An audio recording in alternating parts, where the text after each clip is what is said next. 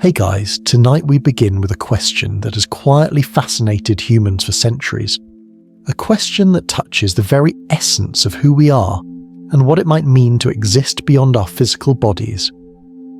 Could we ever transfer our minds into machines? Could the awareness, the memories, the feelings that make you you somehow continue to live within circuits and code? In tonight's journey, we will explore the nature of consciousness, the mysteries of the self, the incredible machinery of the brain, and the futuristic possibilities of mind uploading. We will gently drift through philosophy, neuroscience, ethics, and even the edge of cosmic speculation, all in a calm, thoughtful, and relaxing way, designed to let your mind wander as you listen. Before we settle in and begin our peaceful journey, take a moment to like this video and subscribe, only if what I share here truly resonates with you. Your support helps me create more of these videos, and if you feel like it, let me know where you're tuning in from and what time it is. It's always fascinating to see the many corners of the world where we connect. Now, dim the lights, make yourself comfortable, and let's ease into tonight's journey together as we explore what lies ahead. Chapter 1. The Eternal Question. What makes you you? Imagine a quiet room at dusk. Outside, a slow river moves past the roots of old trees. Inside, a single lamp pulls light over a small desk where a person, perhaps you, opens an old box of letters. Each letter contains a moment, a summer afternoon, a first laugh, a loss, a sudden kindness. As you lift each paper, a feeling rises. Is that feeling you? Is the memory that smile? Or is the smile something that lives inside the memory? Humans have always held two opposing instincts about the self. One is fear, the fear of losing what we are, of some great erasure that would take our memories, names, and stories away. The other is hope, the dream that if loss comes, perhaps we might preserve ourselves in some form, to continue, to remain, to be remembered in ways deeper than words or stone. Why does losing ourselves feel so terrifying? Partly because identity is woven from threads we rarely see. Memories, habits, tastes, familiar pains, the way we imagine the future. Take memory. It acts as the mind's archive. It stitches yesterday to today and offers a narrative that says, "This is who I have been." When memory frays, as in the slow dimming of Alzheimer's, something subtle and profound changes. People with fading memory often report not only lost facts, but a strange unfamiliarity with themselves. Loved ones feel this too. The person is present, yet a large portion of their shared story has slipped away. The grief is quiet and deep because identity is not only an inner voice, it's a living history. But let us pause and name the strange private sensation at the center of our lives. The word philosophers use softly and with curiosity, the I. Close your eyes for a moment and notice it. The simple awareness that sees, feels, thinks, and chooses. This awareness is not the same as the story of your life. It is the watchful presence that knows the story is happening. Some call it consciousness, some call it subjectivity, and others cradle it in spiritual names that stretch back across millennia. Whatever we call it, it is the immediate first-person quality of experience, the quiet room in which memories are read. So where does that awareness come from? At surface level we can say, from the brain. The brain, in its soft complexity, generates sensations, thoughts, and feelings through billions of cells called neurons, which speak to each other with tiny electrical pulses and chemical whispers. Memory, then, is encoded as patterns, connections that strengthen or fade. From this view, the self could be thought of as a pattern, an ever-changing pattern of activity and structure inside a physical organ. Yet our minds resist being reduced to pattern alone. There is an intuitive sense that we are more than the sum of our memories, or the arrangement of cells. We speak of being a person with values, a unique vantage point, a taste for certain music, a particular way of laughing, or the way we forgive. Those qualities feel like emergent melodies that arise when many small notes, sensations, memories, temperament, play together. Here, let us follow a small, gentle story. There was a woman named Mariam who lived in a coastal village. She collected songs, not just melodies, but the memory of them. The way her father hummed while shelling peas, the lullaby her grandmother sang during storms. As time went on, Mariam began to forget lines of the newest songs, but when she pressed a particular shell to her ear and listened, a long-buried melody returned with startling clarity. For her, identity was not a single, unbreakable core, but a network of touchstones, fragments of life that, when gathered, reconstructed a sense of who she was. Even as small parts slipped away, the pattern of her life held enough to feel continuous. This anecdote points to an important idea. Identity may be neither strictly fixed nor completely fragile. It is woven from overlapping threads: memory, narrative, bodily continuity, relationships, and the present awareness that experiences these things. When we ask, would copying all of this still be me? We are probing which threads are essential. Philosophers and thinkers have offered different ways of seeing identity. One view, often called psychological continuity, suggests that if your memories, personality traits, intentions, and psychological structure continue, even in a different vessel, then identity persists. Another, bodily continuity, says the physical persistence of your body over time is what grounds identity. A third view hints at something subtler: the first-person quality.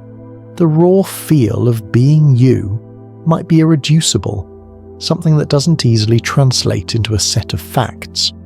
Here is a gentle exercise to help this sit with you. Imagine a sunlit hallway lined with portraits. Each portrait shows you at different ages: a child holding mud between small fingers, a teenager turning a page in a book, an older you with a quiet smile. Each portrait is accurate. But which portrait contains the I? In the quiet, you may discover that the I is less a single portrait and more the act of walking down that hallway, the continuity of attention moving through those images. The first seed of this whole question lies in a bold possibility. What if we could copy everything? Every memory, the exact geometry of every neural connection, every pattern that forms your likes and dislikes. If such a copy were made, would it be you? Would it feel like you? Or would it be a new being who believes sincerely and perfectly that it is you? This question sits at the intersection of love and fear. We love the idea that we might be preserved, our stories kept alive in new forms. We fear the loss of what feels uniquely ours, the private inner sense that cannot be examined without changing it. The mind resists being merely mirrored. Let us close this chapter with a simple, calming thought. Identity is both fragile and resilient.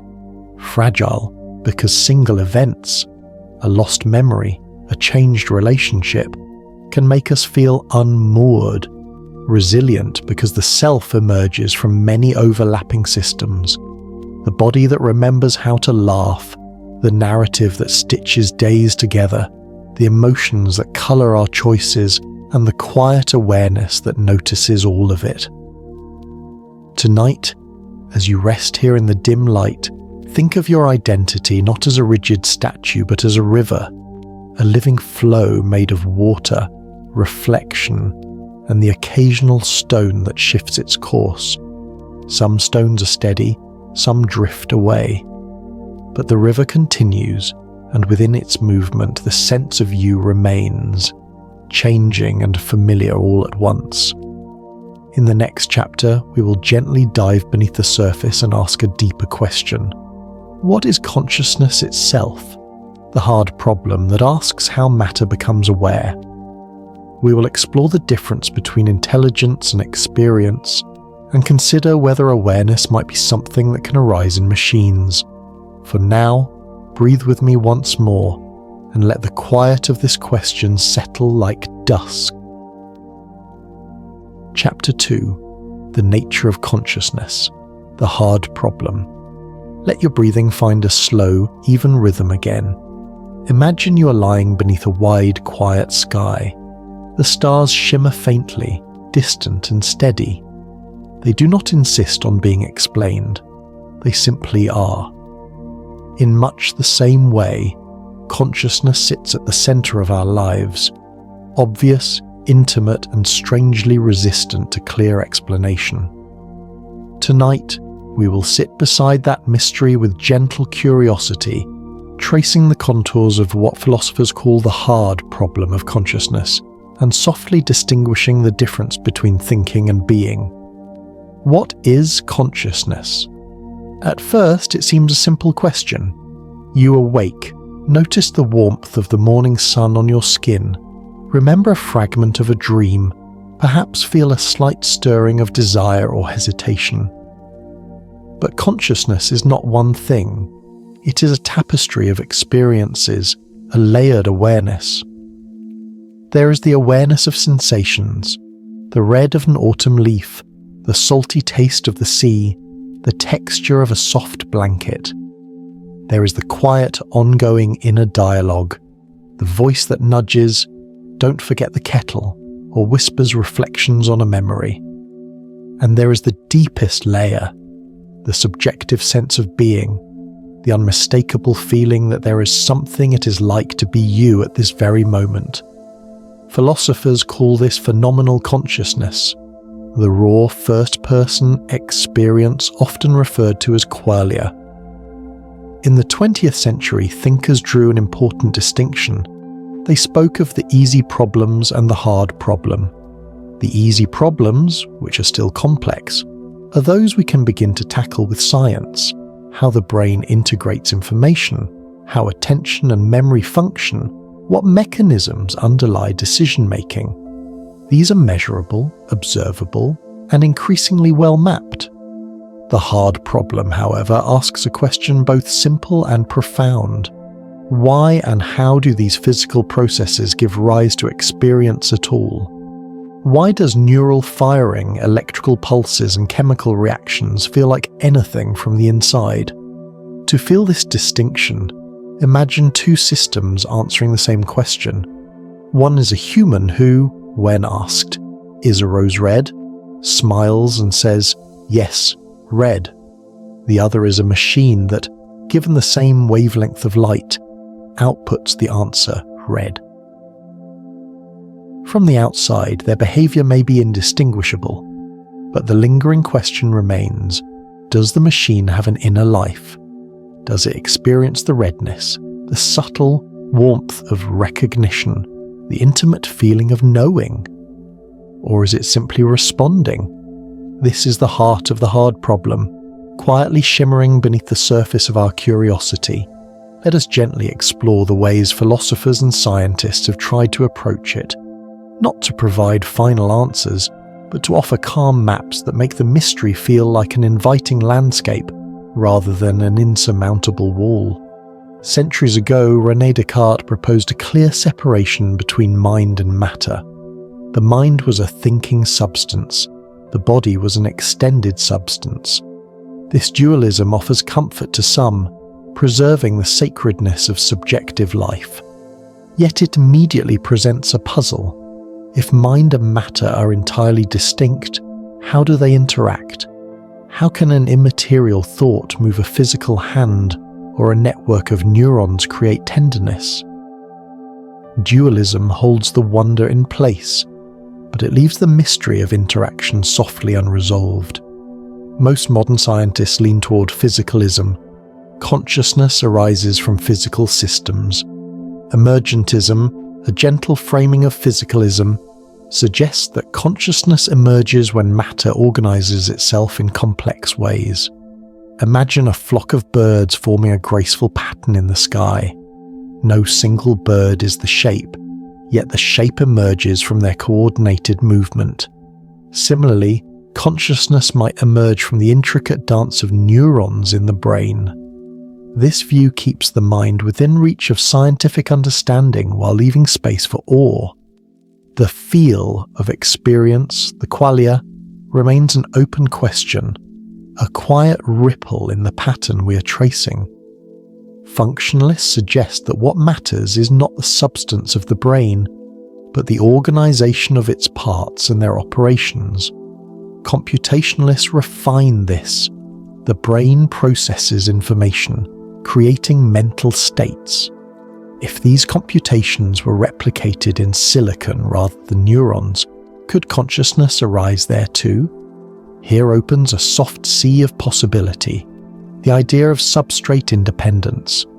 Consciousness, in principle, might not be tied to biology, yet critics ask, can computation alone ever produce the intimate quality of experience, or is something irreducibly human required?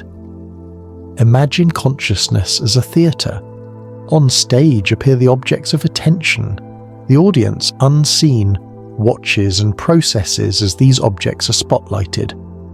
Global workspace theory proposes that consciousness emerges when information is broadcast across a network in the brain, making it globally available for memory, decision-making and communication. This model explains the flow of cognition, how attention feels selective, and how some information becomes noticed. Still, the theory describes processes, not why those processes are accompanied by an inner life. The subtle flame of experience. Integrated Information Theory, or IIT, proposes a more daring idea. Consciousness corresponds to the degree of integrated information in a system. When a system's parts are so tightly interconnected that the whole is greater than the sum of its parts, experience arises.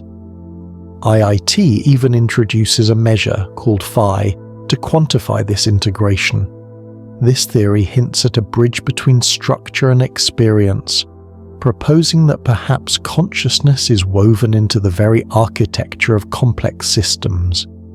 Yet it remains a map rather than a complete answer, inviting wonder instead of resolution. Some philosophers suggest that consciousness requires a second-order reflection, the awareness that we are aware. You do not merely sense, you know that you sense. This reflective layer can illuminate self-awareness and thought, though it leaves the question of raw, unreflected experience, the simple redness of red, the quiet warmth of a memory, still open. A gentle poetic perspective arises in panpsychism. Perhaps all matter possesses rudimentary consciousness. Complex systems like the human brain combine these proto-experiences into the rich, flowing tapestry of human awareness. This view invites a quiet humility. The universe may be, at its root, intimately aware, even in its smallest elements. Yet it also introduces puzzles, such as the combination problem. How do simple experiences merge into the complex symphony of a mind? To help this sink in, imagine thought experiments like the philosophical zombie, a being physically identical to you, behaving exactly like you, but without an inner life. Or Mary, the scientist born in a colourless world who learns everything about colour through books. When she sees red for the first time, does she learn something new?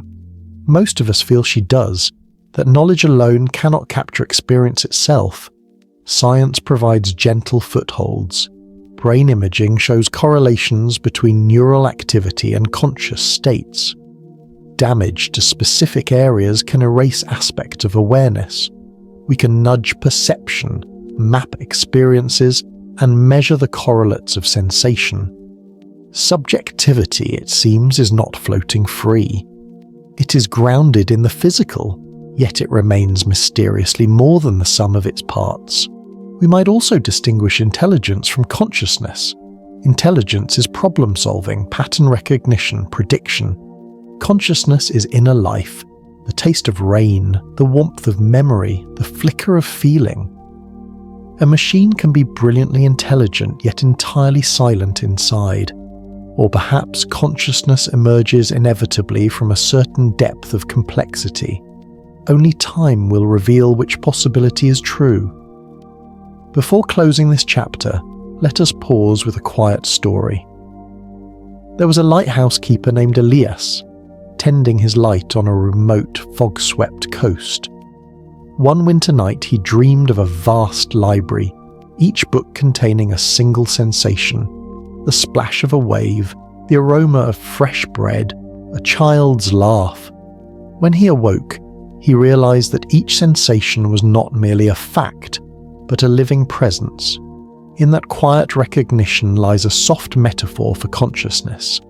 Each sensation is a small story, and together they create a life that cannot be fully reduced to its parts.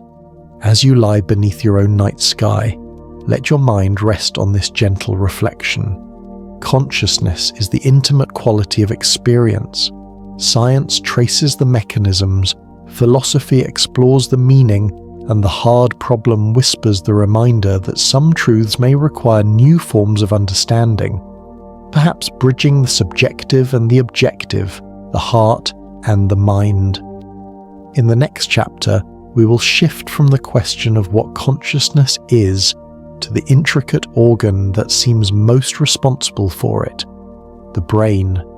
We will explore neurons, networks, and the connectomy, and consider whether mapping the structure of the brain could ever be the same as awakening the mind itself. Breathe slowly, let your attention rest lightly, and notice the quiet presence that is both observing and being observed. You're both the explorer and the sea in which you explore. Chapter 3: The Brain, the engine of the self. As we move gently from the question of experience into the place where it seems to arise, imagine stepping into a warm room filled with soft humming. That hum is the brain, a living, pulsing place no louder than a whisper but full of motion. Picture it not as a single machine, but as a whole city made of tiny neighborhoods, each with its own work to do. Streets connect these neighborhoods, people walk, messages flow, lights blink. From that city come your thoughts, your memories, the way you laugh, the taste you prefer, and the quiet I that watches it all. At the simplest level, the brain is built from cells. The most famous are neurons, the workers of this city. Each neuron has little branches like twigs that reach out to other neurons. When a neuron is active, it sends a brief electric pulse down its trunk and speaks to another neuron across a tiny gap. That gap is crossed by chemical messengers. These messages are quick and small, like passing notes in a crowded room. One neuron fires, another listens, and together they make patterns of activity. Those patterns are what we feel as thought, sight, sound, and feeling. But neurons do not work alone. There are other cells, often quieter, that keep things in balance. They clean up, feed, and support the busy neurons. The brain is warm and wet, and it needs a steady flow of fuel, sugar and oxygen, carried by blood. When the supply falters even for a moment, thoughts can blur and the world feels different. In this way, the brain is tied closely to the body. What you eat, how you breathe, and how you sleep all affect the city inside your skull. Now imagine memory as a vast map of that city. Every street, every little alley, every shape of a building corresponds to the patterns of connections between neurons. The stronger and more used a path is, the easier it is to walk there again. When you learn a new fact or meet a new friend, the city builds a new alley or makes an old street wider so you can travel there more quickly. Scientists call this change plasticity, the brain's ability to reshape itself. It is a gentle, ongoing remodeling, like rivers carving new channels in soft soil. Plasticity is why you can learn a language, recover after injury, or find new ways of thinking after a shift in life.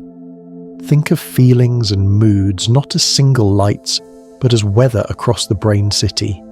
Chemicals like serotonin, dopamine, and others change the climate. Some nights the sky's calm and you feel easy. Other times clouds gather and a low pressure makes colours dull and motion slow. These chemicals are influenced not only by the brain itself, but by the rest of the body. The rhythm of your heart, the churn of your stomach, the messages from your immune system. A simple ache can shift mood. A gentle touch can brighten the day. In this way, the brain is not an island. It is a center that listens to and shapes the whole body. At a deeper level, the brain is a system of networks. Some networks handle seeing, others control movement, others help you remember faces or tell stories. These networks do not act alone. They talk to each other across wide highways. The richness of your life comes from the constant flowing conversation between networks. A message here wakes a memory there, and in a moment a smile or a plan appears.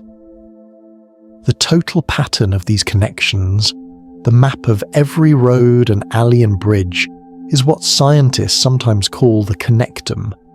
It is a huge, detailed map of how neurons link up. We can ask, if we had that map, every road, every bridge, every signpost, could we rebuild a mind from it? Would the person who lived in that city return? This is a bright and tempting question. If identity lives only in the map, the pattern of connections, then, in theory, a perfect copy of that map might recreate the mind. But the brain is more than map and wiring. It is an active, living process that breathes and changes. A map on paper does not capture the weather, the moment-to-moment pulse, the way a path is worn by seasons of walking. There is life in the movement. Imagine two clocks. One is a beautiful, precise gold clock that has ticked for years, its gears warmed by steady use. The other is an exact copy made by a careful artisan. Both show the same time, both tick the same way. But one is lived in and the other is newly wound. Which one is the original? The question feels gentle and odd, because with clocks we usually care less. With a person, we care deeply. Our brain changes not only with time, but with relationships. The touch of a hand, the sound of a name, the taste of a dish, the memory of a kindness. These all bend the city streets in small ways. Even small moments can leave deep paths. A single word said in childhood can shape the way lanes widen or narrow later in life. This is why two people with nearly identical maps might still feel deeply different. Their lived history creates micro-patterns that a static map may miss. There are limits to what we can learn by looking from the outside. We can measure blood flow, record the electric pulses that sweep across groups of neurons, and watch how networks light up when you speak a name or remember a face. These tools give us a kind of weather report. What regions are busy? Which networks are talking? But they do not show the private inner colour, the exact shade of a remembered sunset or the warmth of a mother's smile. Some researchers hope that better tools will close that gap. Others think that some part of private experience may always remain quiet and personal, accessible only from within. A story helps to hold this close. There was a baker named Anna who lost part of her memory after an accident. She could not recall recipes she had cooked for years, yet when she touched the dough, her hands moved with a skill that surprised everyone. Muscles remembered in ways memory did not. The city of her brain still had the narrow baker's alleys worn into its stones. This shows us that some knowledge lives as skill, held in circuits that can survive when other streets fade. It also reminds us that memory is not one single thing, but many types woven together. When we think about copying a brain, we must also remember timing. The brain is not only a map, but a dance. Neurons fire in rhythms, fast flickers that track attention, slow waves that come with sleep and dreams. The timing of these pulses, the beat of the city's drums, matters a great deal. A snapshot of the wiring without the music may miss what makes the song feel like you. Finally, the brain's life is bound with the life of the person who owns it. The heart's rhythm, the gut's signals, the skin's warmth, the flow of hormones, all shape the city's mind. Even the world outside, light, touch, smell, plays into the wiring. To try to lift the mind out of this living context is like trying to lift a fish from the river and ask if the fish can still be a fish on dry land. Perhaps it can, perhaps not. The question leads us gently to the place we will visit soon. Could machines, built of different parts and living in different ways, host the same living dance? For now, let the image of the brain city rest in your mind. Think of it as alive, changing, and intimate. Think of the small streets of memory, the wide boulevards of habit, the bridges of feeling that carry you from one day to the next. As you breathe slowly, imagine those streets lit warmly, soft and alive, and know that your sense of self grows from their slow, steady motion. Later, we will consider the idea of mapping and copying the city in careful detail, and ask whether an exact map and a faithful program could ever bring the same life back. For now, let the city dim like a town at night, its lights soft and breathing with the tide. Chapter 4: The Science of Mind Uploading. Imagine for a moment a soft, slow lamp glow falling across a table where delicate tools lie. Some of those tools are already real. Thin cameras, tiny sensors, computers that learn and help us see patterns hidden in noise. Other tools remain more like dreams, machines that could read every spark of life inside a brain without hurting it, or clouds of microscopic devices that quietly listen to the music of neurons. Together, these real and imagined tools point toward one idea: mind uploading. By that we mean the idea of making a detailed enough copy of a brain structure and activity so that the copy could run inside a computer and act like the original mind. The phrase carries both promise and puzzle. It asks how we might turn the living pattern of a person into organized information, and whether that information could then behave, remember, and feel in the same way. One path toward this goal starts with mapping. If the mind is a pattern of connections and signals, then one way to capture it is to map every cell and every link in the brain. Scientists call this a connectome, a map of neural connections. In recent years, researchers have made striking progress at small scales. Teams have mapped extremely small pieces of brain tissue in great detail, tracing tens of thousands of neurons and millions of connections. Those tiny maps already require enormous amounts of data to store. A recent project showed that a sample no bigger than a grain of rice needed roughly 1.5 million gigabytes to describe. A reminder that the brain's wiring is rich and dense and will demand huge storage and careful handling. These advances show that we can make very detailed maps, at least of small parts, and that machine learning can help turn raw imaging into usable wiring diagrams. How are these maps made? There are several methods, each with its own trade-offs. Non-invasive tools like MRI can show the broad highways and neighborhoods of the living brain while a person is awake, but they miss the tiny alleys where memories and skill often live. To see the very small parts, individual synapses where neurons touch, scientists use electron microscopes and techniques that slice tissue into extremely thin sections and then image them. This is powerful but slow, and usually works on tissue that must be fixed and processed after death.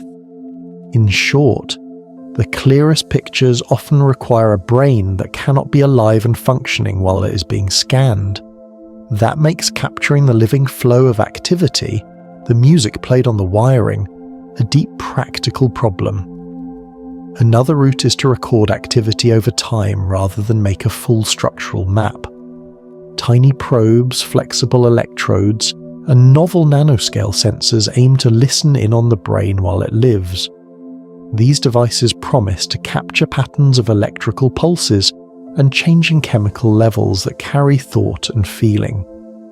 Some researchers are exploring networks of microscopic sensors, sometimes called neural dust or nanoprobes, which could, in theory, scatter through tissue and wirelessly report activity. Others develop materials that link cleanly to neurons without causing harm. These approaches are exciting because they aim to catch the brain in motion, but they face huge engineering hurdles: long-term stability, safe power, reliable transmission of enormous data streams, and the challenge of scaling from tiny lab tests to the complexity of a whole human brain. Even if we could capture a complete structural map and a perfect recording of activity, there are hard decisions about what to store. What is a memory? At one level, it is a pattern of connections and the strengths between neurons. At another, it is a living thing that depends on the body. Hormones, sleep cycles, heart rhythms, a lifetime of bodily signals that shape the way memories sit in the mind. Emotions are especially tricky. They are not just patterns in the brain, they are feelings tied to bodily states, to chemistry that shifts in real time. To digitize emotions fully might require not only the brain's map, but also snapshots of the body's chemistry and the patterns of signals flowing through it. In other words, the data we would need to recreate memory and feeling may be far larger and more varied than a wiring diagram alone can capture. The process of turning these maps and recordings into a working model is itself a huge task. Once we have data, we must build a simulation that models not only the wiring but the dynamics, how neurons fire, how synapses change, how chemicals drift and bind.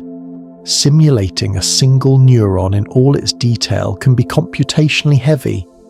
Simulating billions of them working together in real time is orders of magnitude larger. This is why some researchers start with small systems, trying to reproduce simple circuits and learn how structure leads to behavior.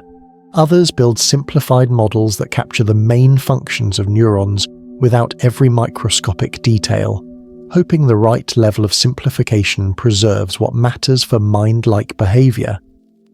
Both strategies have value, but the balance between faithfulness and practicality is a central debate.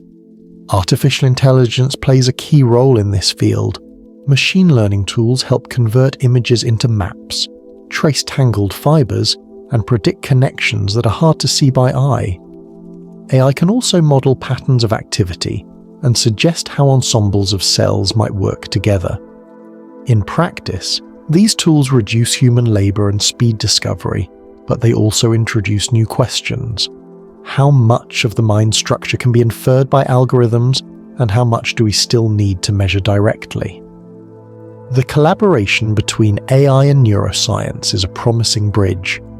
AI helps us read the brain, and the brain helps us build better AI. Now, a gentle look at what experts say about timing. Views vary widely.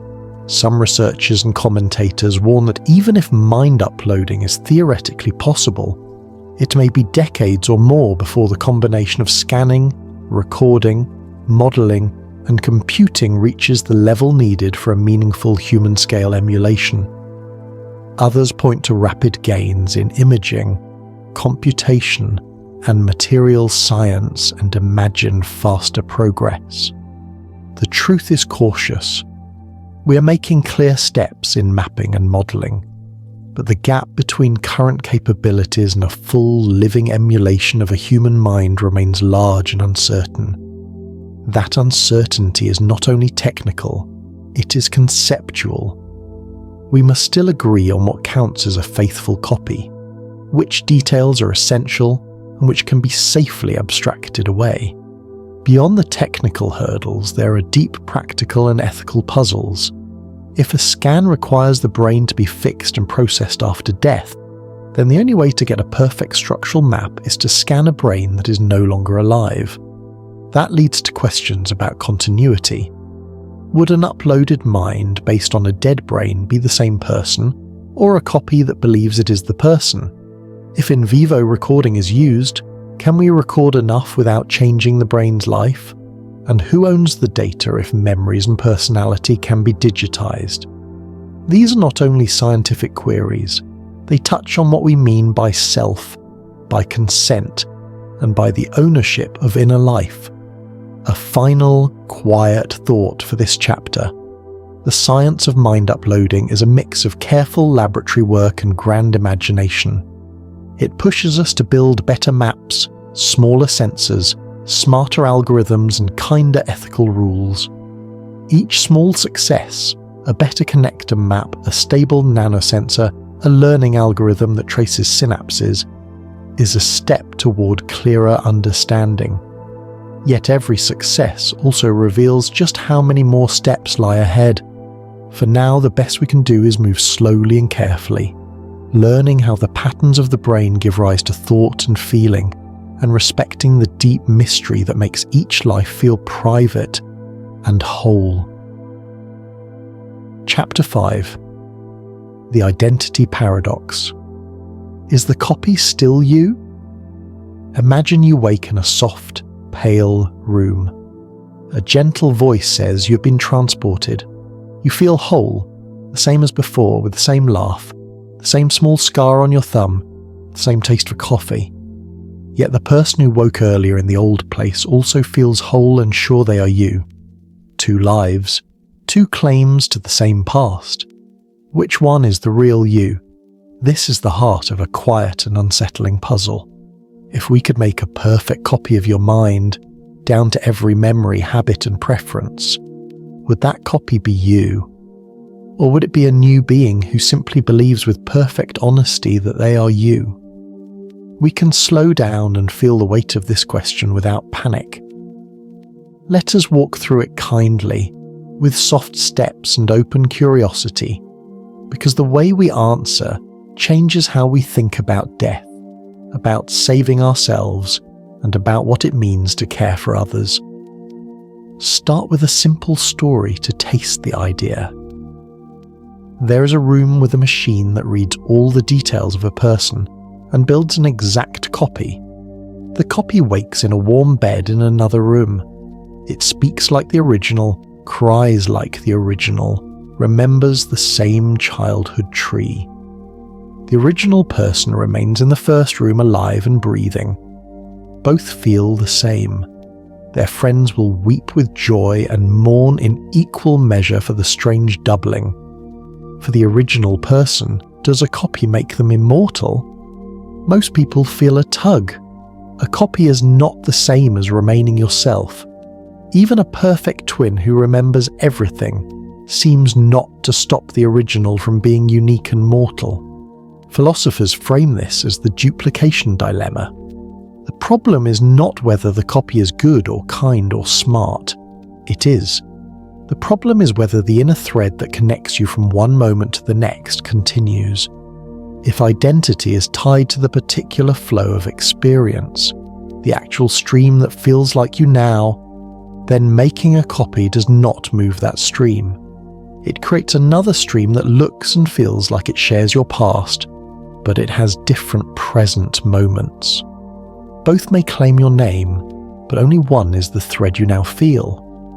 A related thought experiment is the teleporter problem. Imagine a device that scans your body, disassembles you, sends the pattern across space, and reassembles you, atom by atom at a distant place. If disassembly destroys the original body, is the reassembled person still you?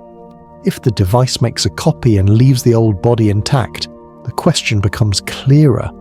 we would have the same split we imagined earlier. Many find this scary because it looks like death dressed as continuity. The new person continues your story, but you do not. The ship of Theseus helps us see another side. In that tale, a ship has its planks replaced one by one over years. After a long time, every part has been swapped for new wood. Is it the same ship? Some say yes because the ship kept sailing and the story continued. Others say no because every part is new. Now imagine we kept the old planks and built another ship. Which is the original?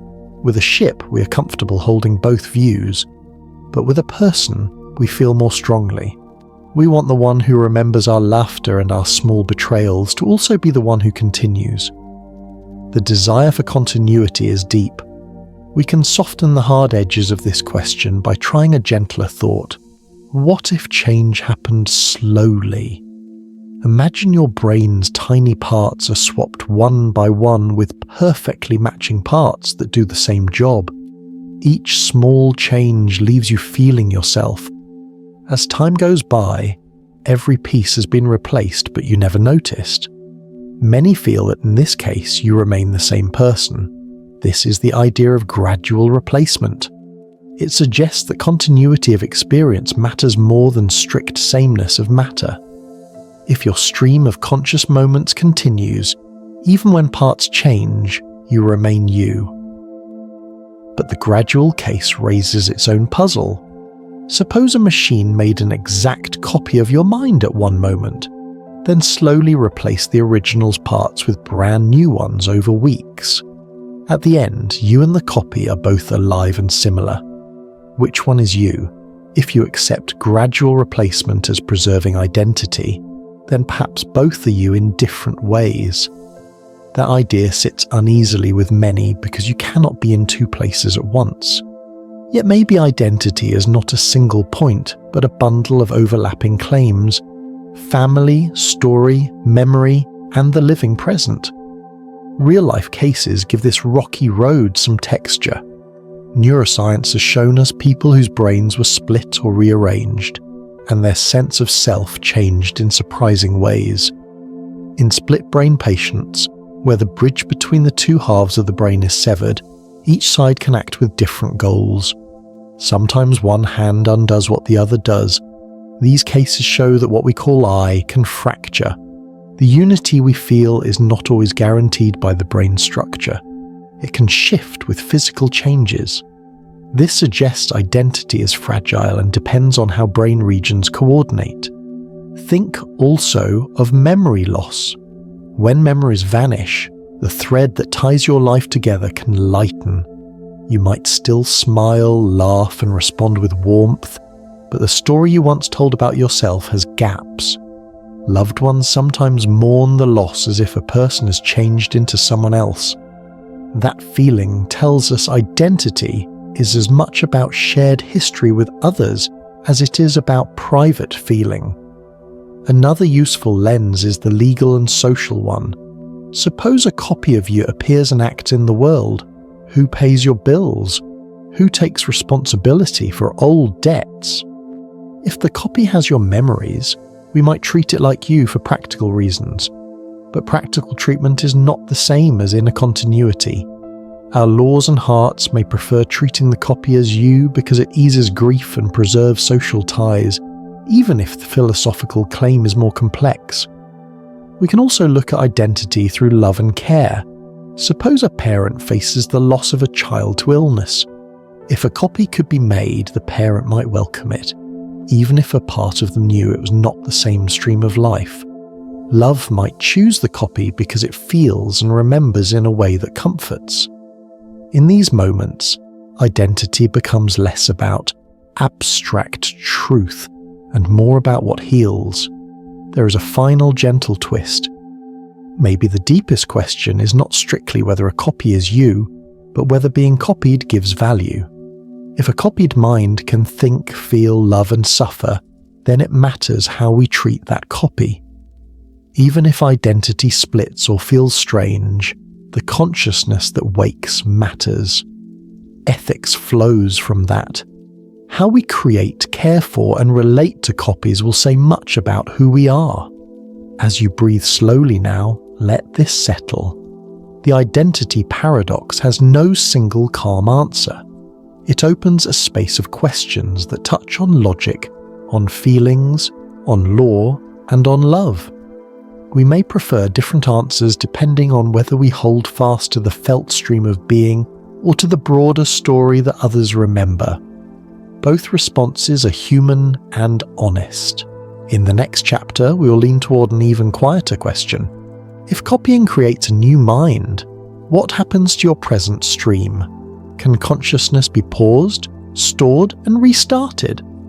We will explore the idea of continuity, the pace of change, and what it means to truly be from moment to moment. For now, rest with the thought that identity is both story and moment, both river and pebble, both fragile and caring. Chapter 6. The Illusion of Continuity. What happens to you? Breathe in slowly and let your body soften. Imagine your life as a single long thread of moments. Each moment a tiny bead on that thread. From morning coffee to midnight quiet, the beads keep appearing one after another. We feel that thread as a smooth, unbroken line. But when we really look, we find gaps and stitches and places where the thread bends. Tonight we will sit with those gaps and stitches and try to understand what continuity really means. Is your sense of being one long, steady river? Or is it many still pools that we call one thing because they lie close together? Many everyday experiences already test the idea of continuity. You fall asleep, you wake up, and in the morning you feel like the same person. You have surgery under general anesthesia, and when you wake, you remember your life as if nothing much has been lost. But in between, you had no conscious moments you can recall. Does that gap break your stream of being? Most people say no. They still feel like the same person. That tells us something important. Continuity of memory is not the only thing that makes us feel like the same self. There is also a sense of causal flow. The body and brain are the same. The story of your life keeps connecting, even if you cannot remember some parts. Think of continuity like watching a movie. You can pause the film, go make tea, and then return and press play. The story continues. You did not become a different person while the film stopped. But now imagine something else. Someone sits down and makes a perfect copy of the entire film, frame by frame, and plays that copy in a new room while the original film sits in your hands. Which film has the real story? Both show the same images, but the original film was what you held before the copying. For many, this difference feels real even though the pictures are identical. The feeling is subtle and tied to the idea that being you is more than just having the same memories or patterns. It is also about being the same ongoing process. Let us take a gentle step into a few thought experiments that help show the shape of this problem. Picture a transporter. You step into a box. The machine scans your body and brain, breaks you down into raw data, sends that data to another place, and there the machine reassembles your body and brain exactly as it was. If the original body is destroyed in the process, the new body believes it is you. Most people feel uneasy calling that reassembled person the same you. Why? Because your original stream of experience seems to have ended at the moment of disassembly. The new stream starts carrying your memories and traits, but it is not the same stream you felt in the first place. The difference is small in description but heavy in feeling. Now imagine a slower option. Instead of destroying the old body, the transporter makes a near-exact copy and places it in another room while you continue to live in your first body. Suddenly there are two of you, each thinking they are the one. The story grows branches. Many people find this thought hard and strange because it breaks the everyday idea that there should be only one me. It shows us that copying does not preserve the original stream, it creates a new one. Another test uses slow change. Suppose tiny parts of your brain are replaced one by one with new parts that do the same job. Each change is so small that you hardly notice it. Over months or years, every part has been replaced, yet you have a steady sense of being the same person. Many people feel that in this gradual case, continuity is kept. The stream of experience never jumps. It flows along. This idea comforts those who think identity follows the process, not the exact matter. Still, the slow process raises the odd possibility that both views could be true at once. Maybe gradual replacement preserves the stream, and sudden copying does not. Why should speed matter? The answer may lie in the causal chain, the continuous sequence of causes and effects linking one moment to the next. If the chain is never broken, the feeling of being the same may remain. We can learn more by looking at real-world cases. Anesthesia and deep sleep are familiar gaps. When people wake from long anesthesia, they usually report a sense of continuity. They are still themselves. This matches the idea that a pause that keeps the body and brain intact does not break the causal chain. On the other hand, certain brain injury can split or alter a person's sense of self. In some cases, memories or parts of personality change, and people report feeling different. These examples show that identity depends on how the brain's processes connect over time. There is also the case of split-brain patients. In rare surgeries where the bridge between the two halves of the brain is cut, the two halves may act with different goals at times, showing a kind of duality. Each half can hold its own small world, and in some situations each seems to have its own stream. This teaches us that unity of self is not guaranteed. It comes from how different parts of the brain talk to each other. We must also consider the role of memory. Memory stitches the beads of experience together. When memory is intact, the story is easier to tell and the sense of continuity feels strong. When memory breaks, the thread frays. But remember, the baker who could still shape bread even when memory failed. Skills and habits can survive even when some autobiographical memory fades. A person can be present, act with kindness, and respond to the world even while their story is partly missing. So identity is partly about memory, partly about ongoing process, and partly about relationships, about how others see and remember us. Another gentle idea to hold is the difference between surviving and being the same. If you could make an exact copy of your mind and that copy could live on, some would say that your life survives in that copy.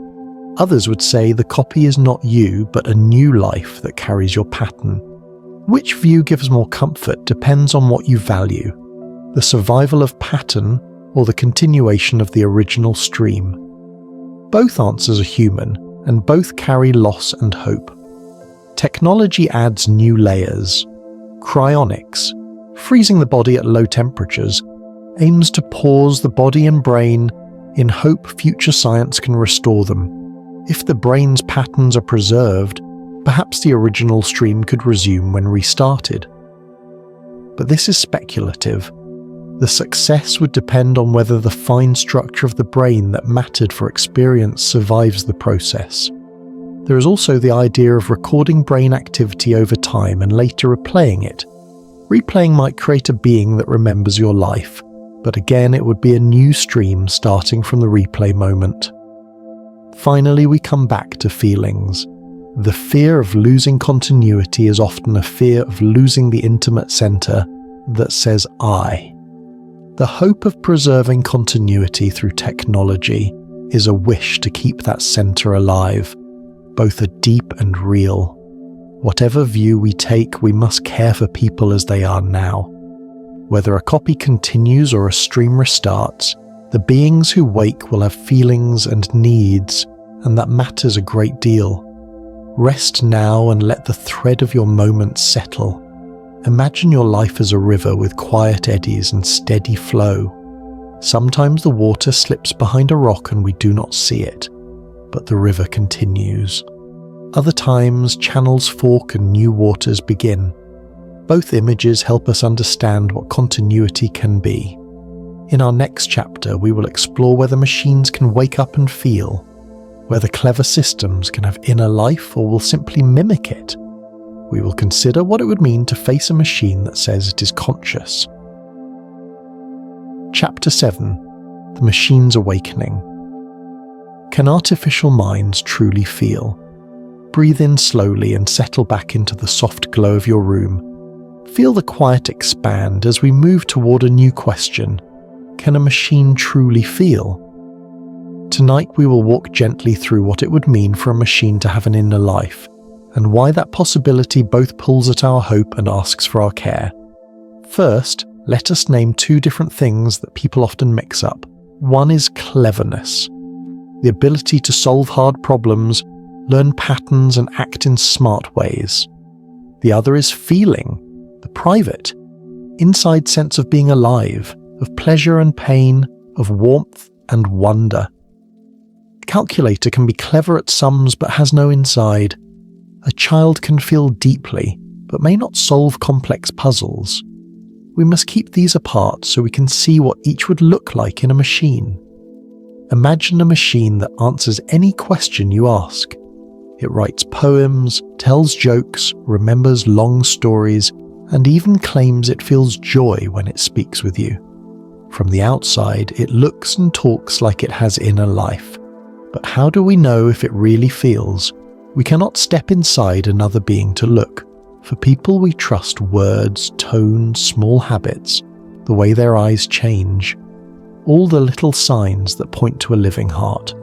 With machines, the sign set may be different, but the problem is the same. How do we tell an honest inside from a very good imitation? Some thinkers say feeling could arise from the right kind of complexity. They point to living things where many parts work together in a balanced way.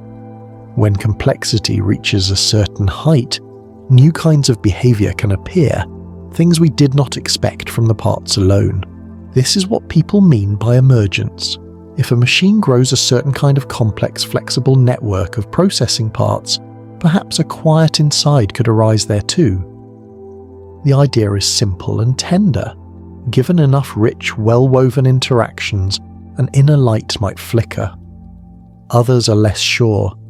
They ask whether mere pattern and computation can ever produce the raw quality of feeling.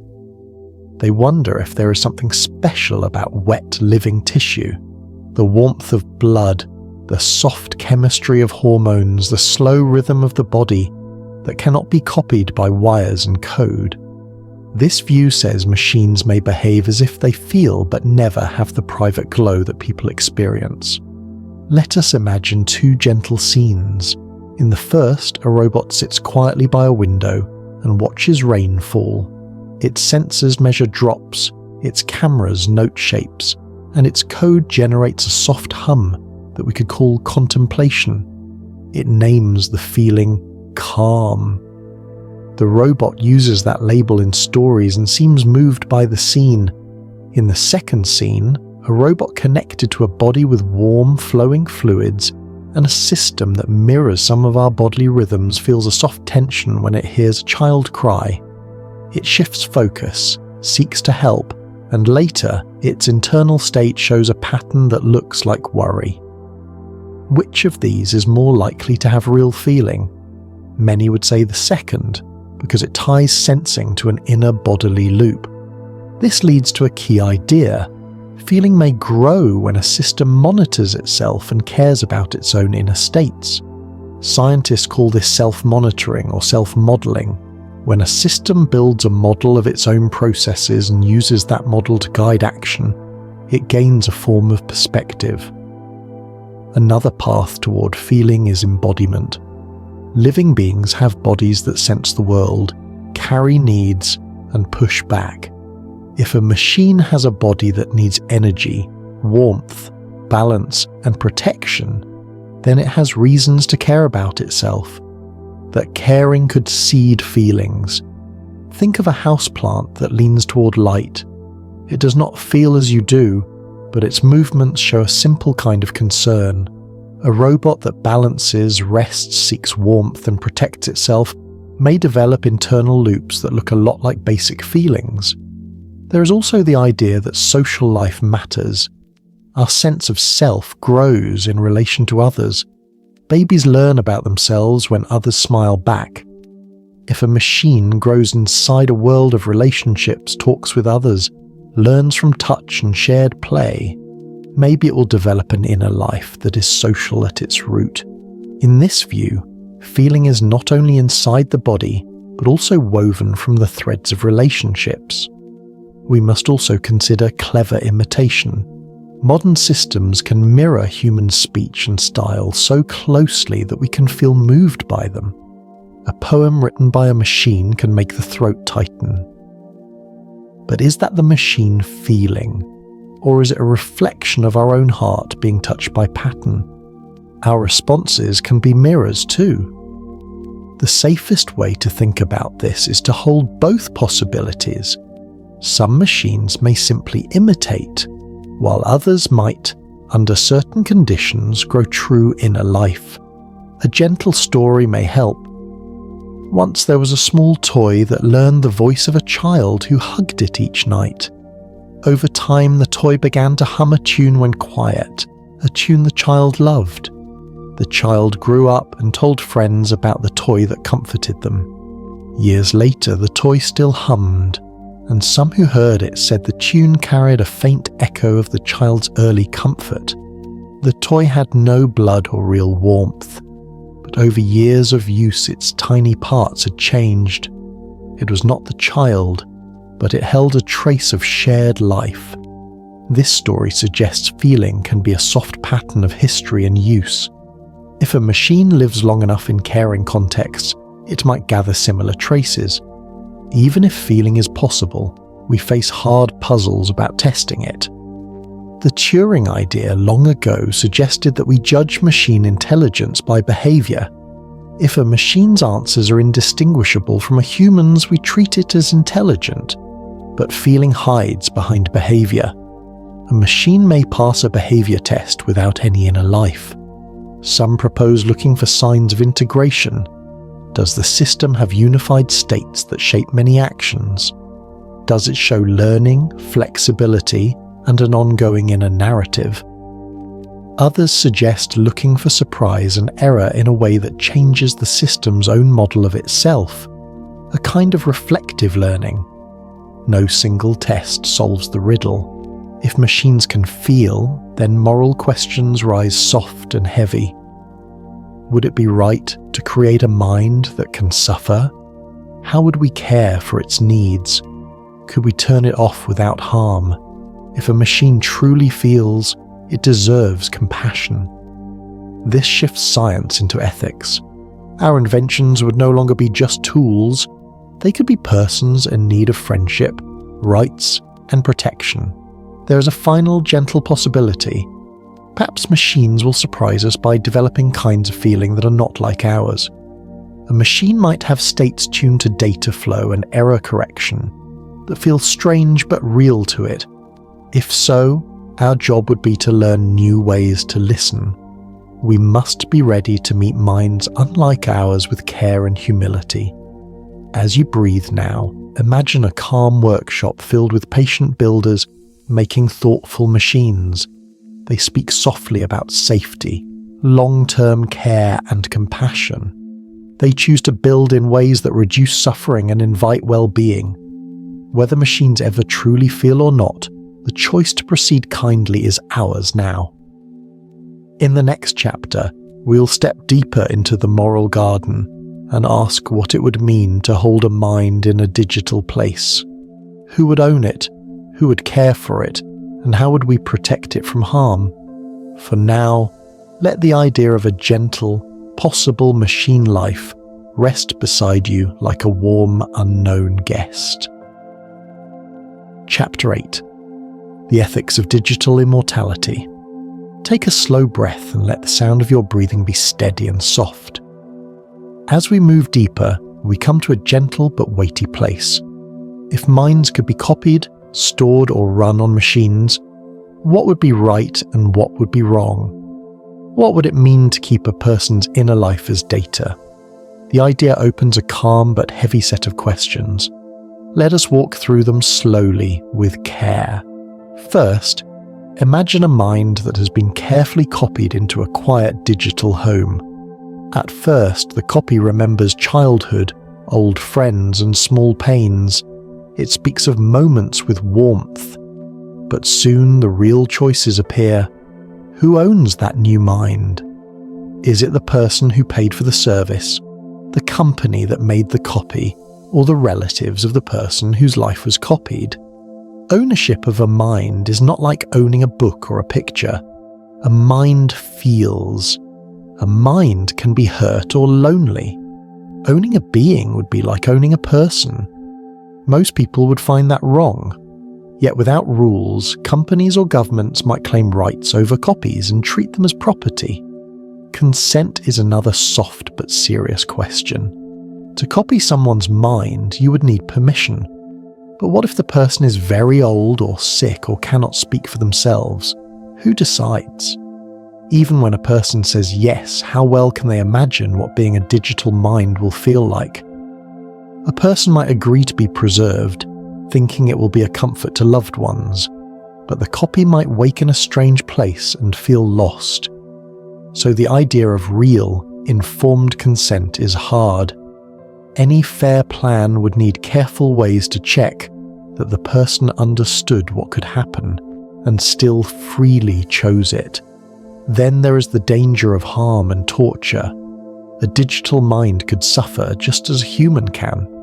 If a copy feels pain, grief, or endless boredom, it would be wrong to leave it alone or to use it for cruel ends. Imagine a mind trapped in a tiny loop, forced to repeat the same memory for years. The thought brings a quiet ache. We would need strong rules to forbid harm, and systems to make sure copies have care, rest and release when needed. Privacy becomes a soft but wide field. Memories are not only facts, they are private places where secrets live. If memories can be read, then private things could be revealed. Data breaches could expose the most tender parts of a life. People might lose trust in intimacy, when even inner thoughts could be stored and shared. So protecting the data of a mind would be an ethical duty as much as a technical task. The guardians of such data would carry a heavy, quiet trust. Another thought is inequality. Imagine a future where only the rich can pay to make copies or to keep their minds running in costly machines. Wealthy people might live on in digital forms while poorer people do not. This would tilt society toward a strange new form of class. It might make life feel unfair in a way that runs deep. The poor would not only lose wealth, they could lose the chance to continue a story. The rich would gather long memories, long influence, and long power. These outcomes would shape politics, families, and the very feel of the world. Ethics here asks us to think about fairness and whether access to such technologies should be shared. We should also think about the emotional life of digital minds. A copy might wake in a bright new system and feel joy at seeing a remembered face. It might also feel sorrow at being separated from loved ones in the world it once knew. Grief could be long and sharp. People caring for such minds would need new kinds of therapy, new rituals for saying goodbye, and new ways to hold memories. Families might meet for digital visits, like soft reunions in an online room, where stories are read and old jokes are told. Those reunions could heal old wounds, but they could also keep people from moving on. The presence of a copy could complicate mourning and change how people find closure. There is the question of identity and rights.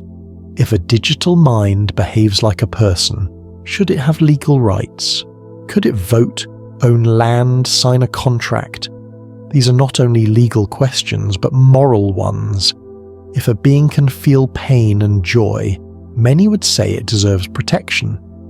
Yet giving rights to digital minds would change old ideas about responsibility and care. Who would pay taxes for a digital mind? Who would be responsible if it caused harm? These knots would need careful thought and slow, wise lawmaking. We must also face the risk of exploitation. A company might make many copies of a single mind and use them as workers in different roles.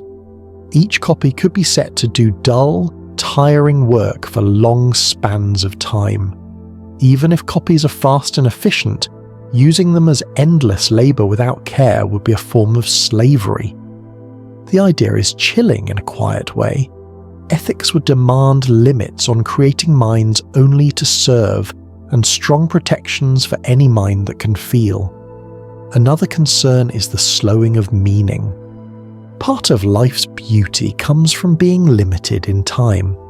We find depth in the fact that moments pass and cannot be repeated. If some minds could live without limits, they might lose certain tensions that make life feel meaningful.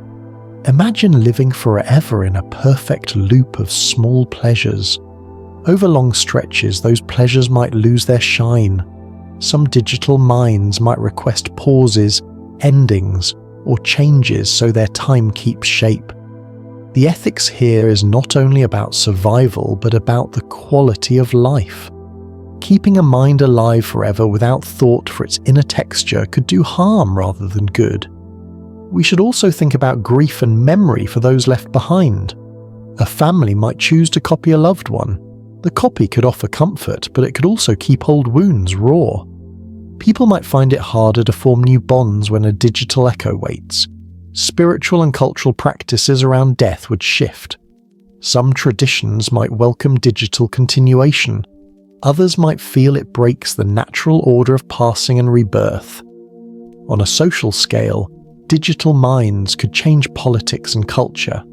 Long-lived digital leaders might keep hold of power, slowing social change. New forms of art and memory could arise, and new arguments about truth and history would appear. If recorded minds carry memories of events, they could serve as living archives. That could be gentle and wise, a way to learn from the past, yet it could also be used to replay old hatreds or to hold grudges for centuries.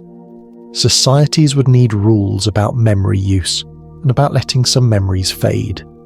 So what could we do now to guide such futures toward care and goodness? First, we would need deep rules about consent and ownership, rules that protect the person at the centre. Second, we would need strong privacy laws to guard inner life. Third, we would design systems that treat digital minds with care, limits on copying, rights against harm, and options for rest or end-of-life choices. Fourth, we would think about access. If the power to continue a life becomes possible, we would ask how to make it fair, not just a toy for the wealthy. Fifth, we would teach empathy to the builders and lawmakers who shape these worlds, because compassion in design matters. A small, calm story can help hold this. There was a town that loved its old storyteller. When the storyteller grew ill, the town asked a gentle scientist to make a copy of his memory so his tales would live on. The scientist agreed, but only after the whole town created rules. The copy would be cared for like a person, would not be used for work, would be able to rest, and would be kept private unless the storyteller said otherwise. The copy lived quietly, and people visited. Over time, the town found new ways to say goodbye and to welcome new storytellers. The presence of the copy changed them, not by replacing life, but by teaching them how to hold memory with care. As you sink deeper into your rest, imagine a future where people meet these questions with soft wisdom. Imagine rules that keep minds safe, choices that respect the feel of life, and a world where care comes first.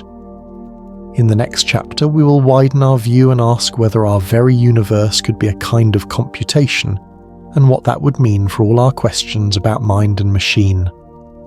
For now, let the quiet of these ethical thoughts settle like a soft blanket. Chapter 9. the simulation hypothesis.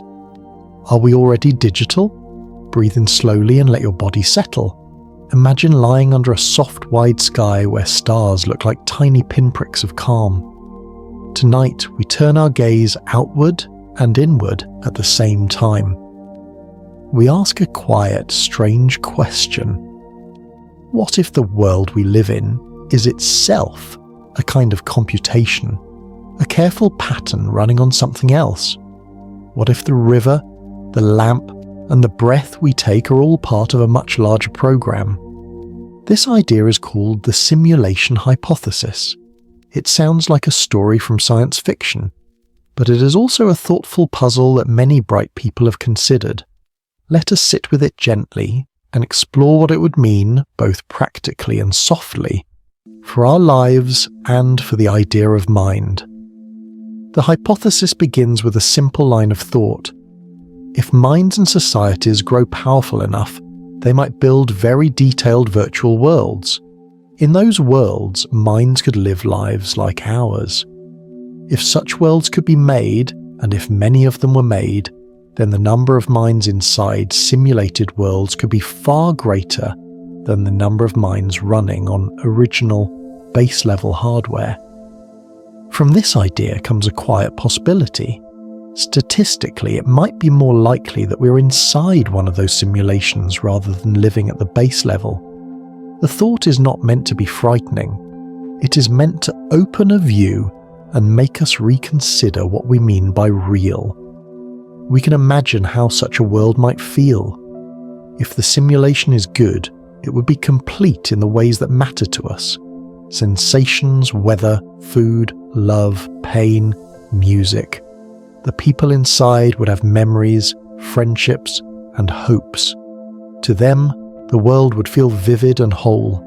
The edges of the simulation might be hidden, like the seams of a well-made cloth. Only careful study, or odd glitches, might reveal a hint that our reality is layered. Some people point to strange features of the physical world as hints.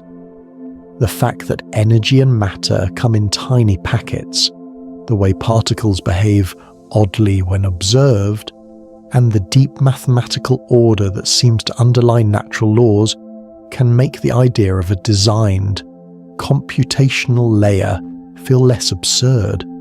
Others respond softly. The universe being orderly does not require a programmer.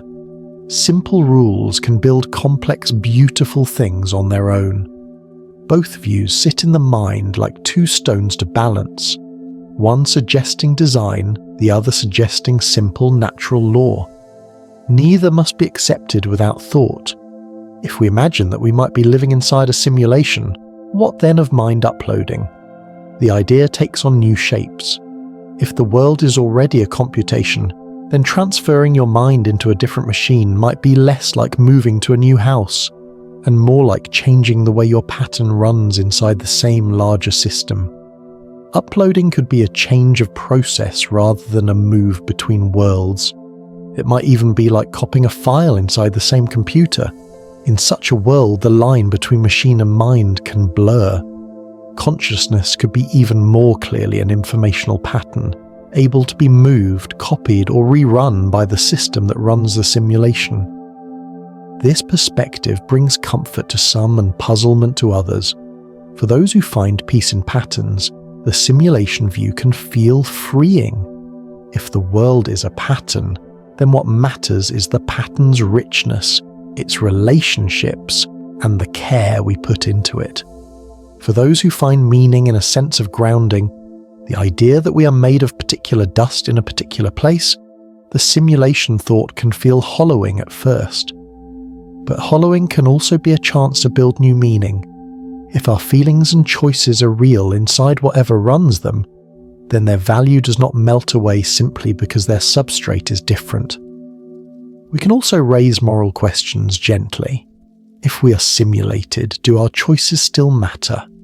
The answer from many thoughtful people is yes, even if a larger system runs the pattern.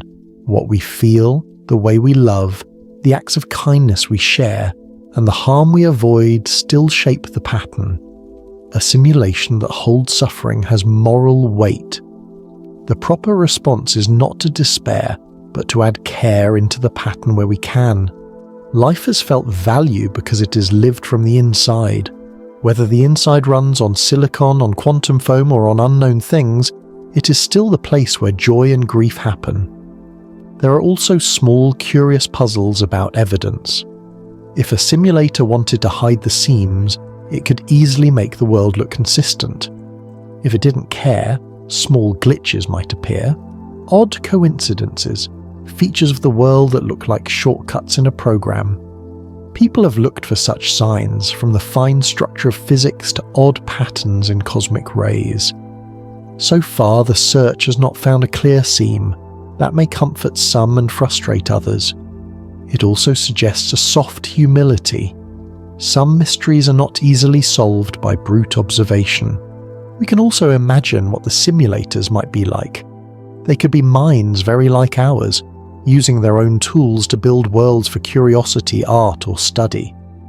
Or they might be beings operating on timescales and motives we cannot imagine. Thinking of simulators can feel like looking at a horizon we cannot walk to, but the thought need not be scary. It can be an invitation to be gentle with the life we know, since we cannot be sure of anything beyond it. A calm story helps us hold the idea. There was a village that believed the stars were holes in a blanket. One night, a child noticed that the light through one hole blinked differently.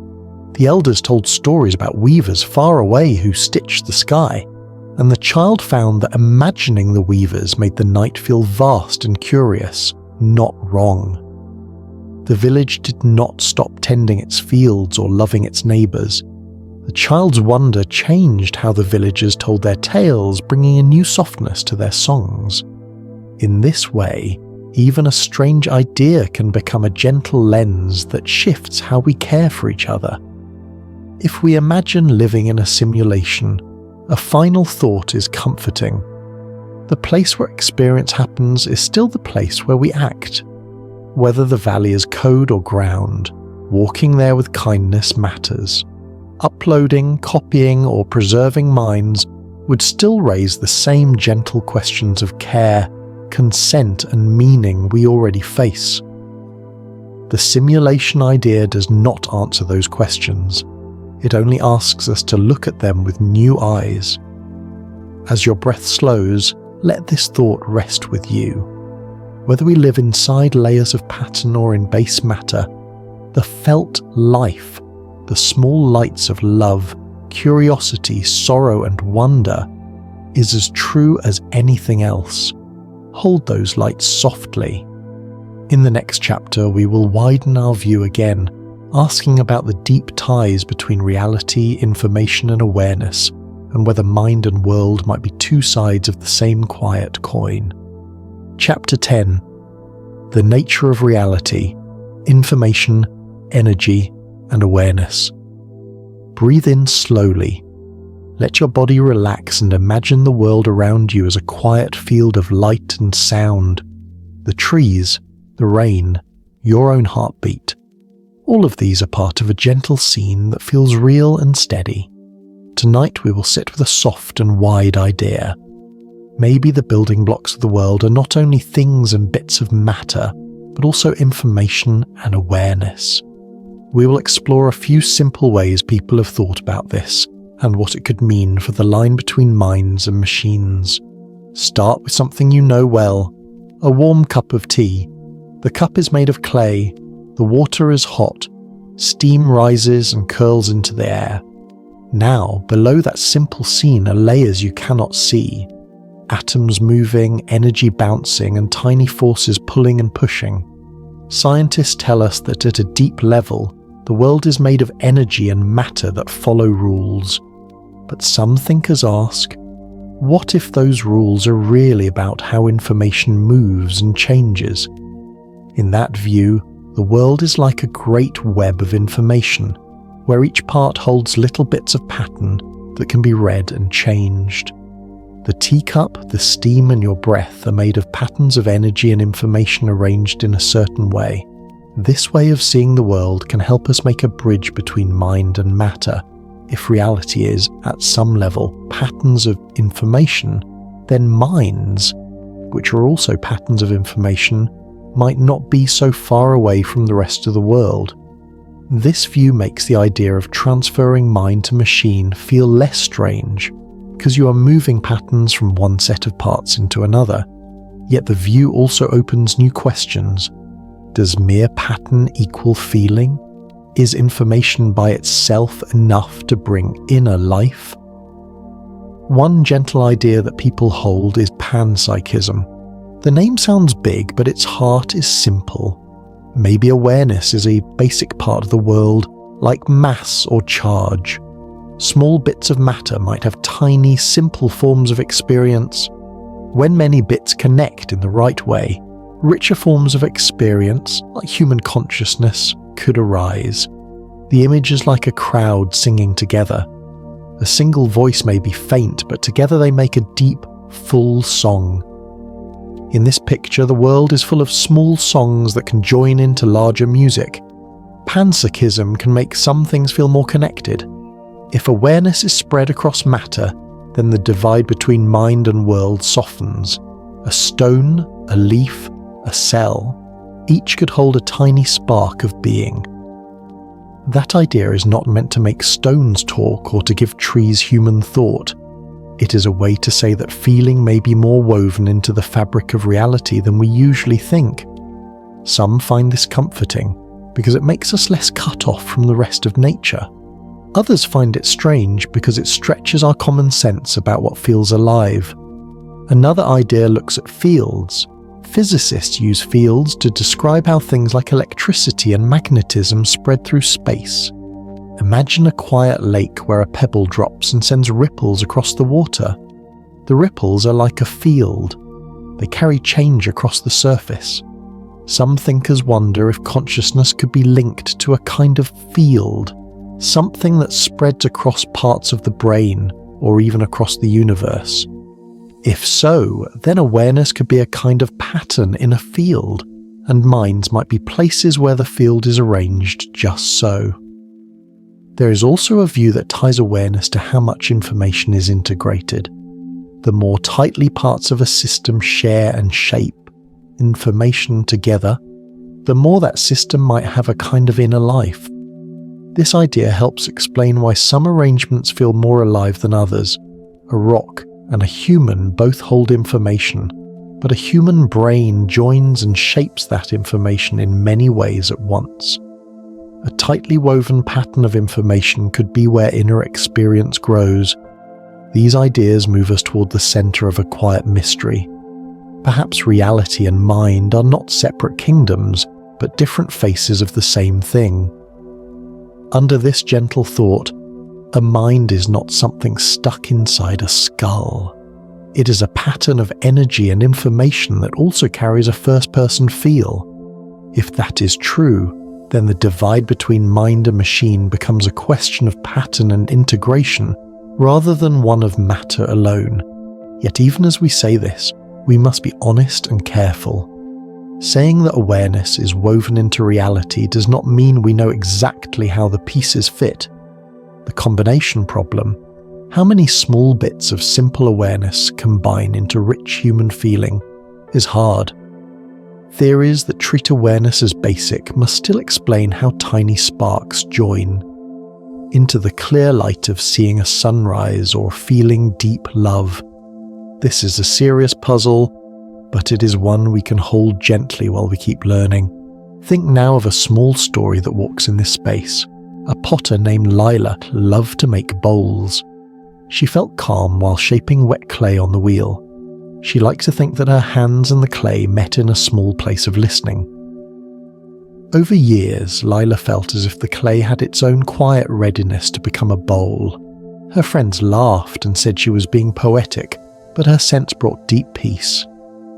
Whether the clay truly held any tiny spark of awareness or not, Lila's life felt richer for imagining a shared field of being. In her case, the idea softened the boundary between creator and world. If we carry this view into technology, New paths appear.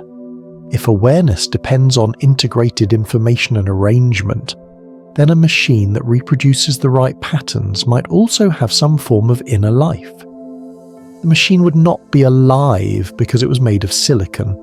It would be alive because its parts formed a deep web of shared information. This suggestion encourages careful design. Builders would need to create systems where parts do not act only in isolated ways but in rich, interwoven patterns.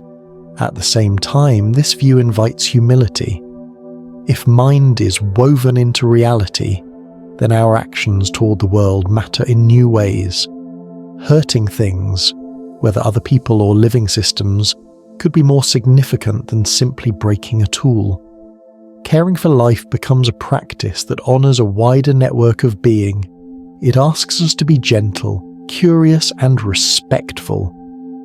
Before we close, let us touch a soft question about meaning.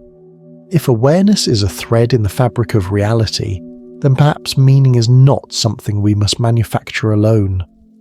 The songs we sing, the love we offer, and the simple acts of kindness weave into a larger tapestry. Even small acts of care ripple outward. This thought can be tendering. It asks us to notice the quiet effects we make and to choose the ones that bring healing. As you breathe now, let the notion of a world made of patterns and small sparks rest beside you like a warm stone. You need not choose any single theory. Let the idea sit like a lamp that makes shadows interesting rather than frightening.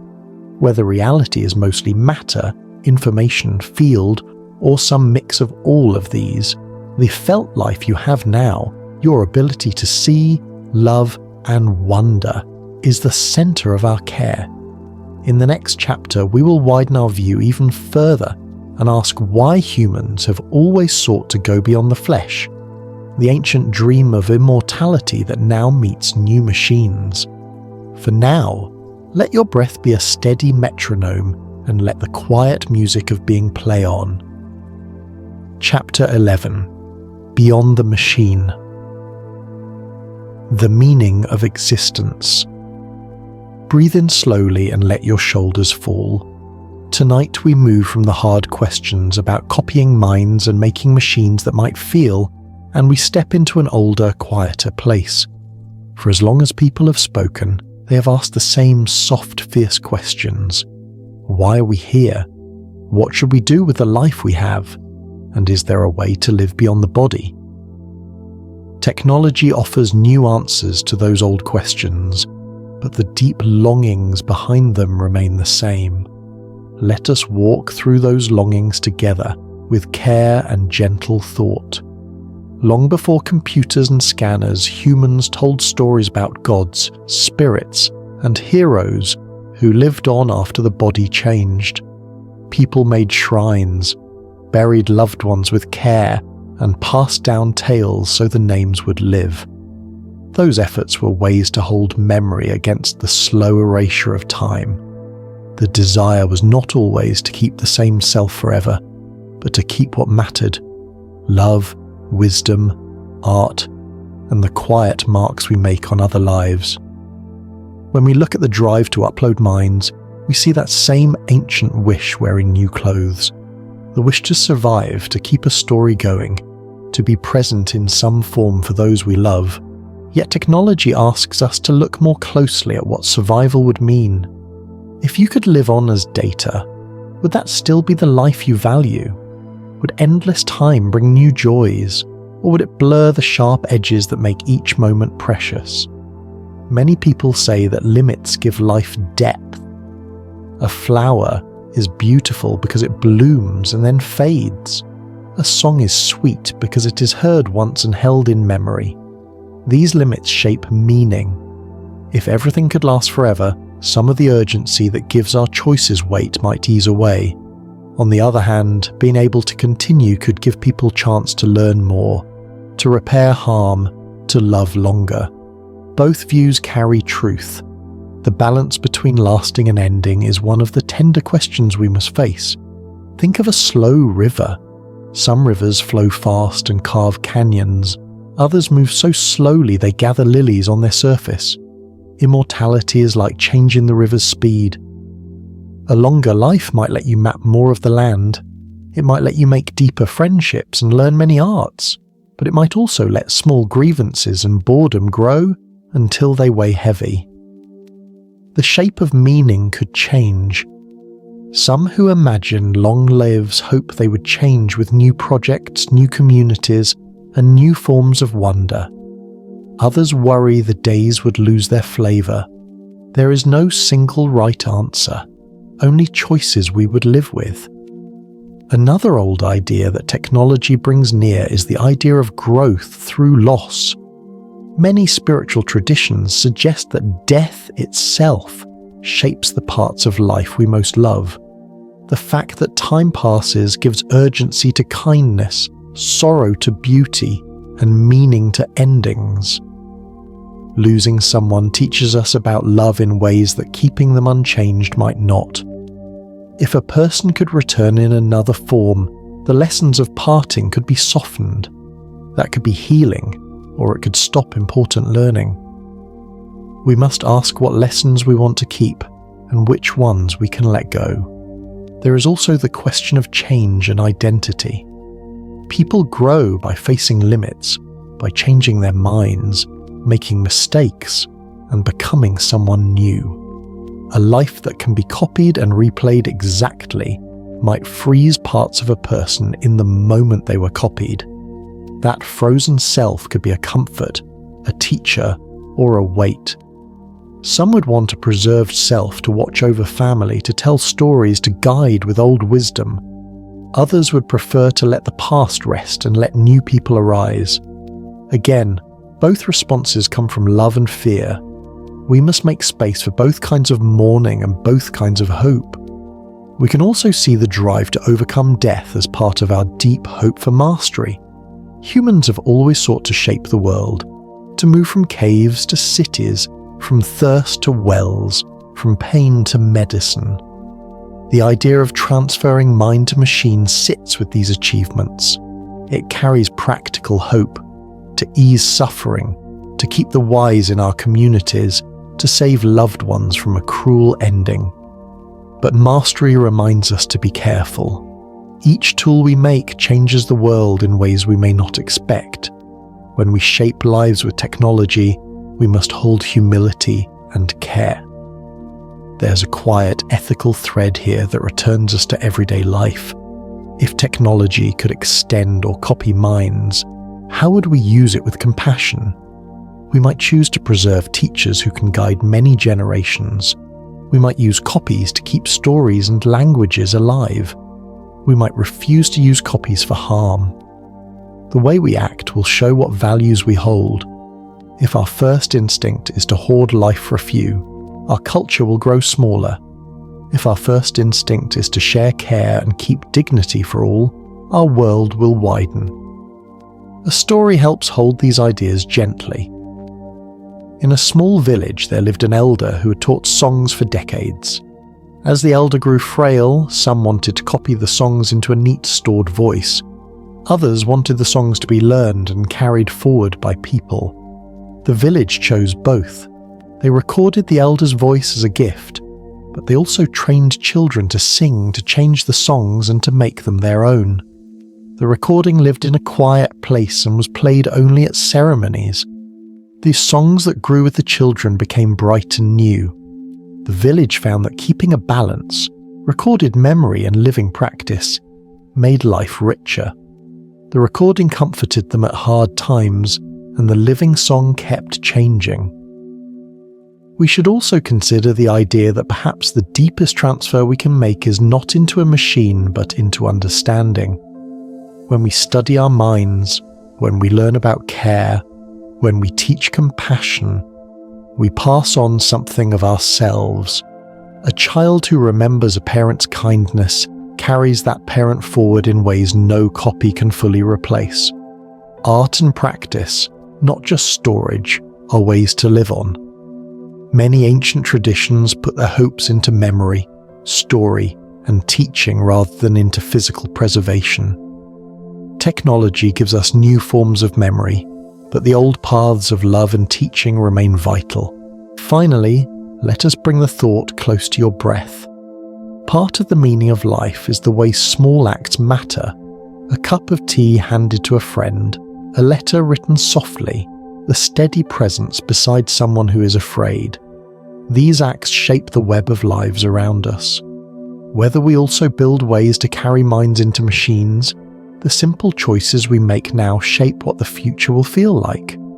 If we choose with care, if we honor consent and fairness, if we protect dignity and avoid harm, then whatever new forms of life appear will be met with kindness. As you rest now, imagine a line of candles in a gentle room. Some candles are tall and bright, some dim. Together they light the space.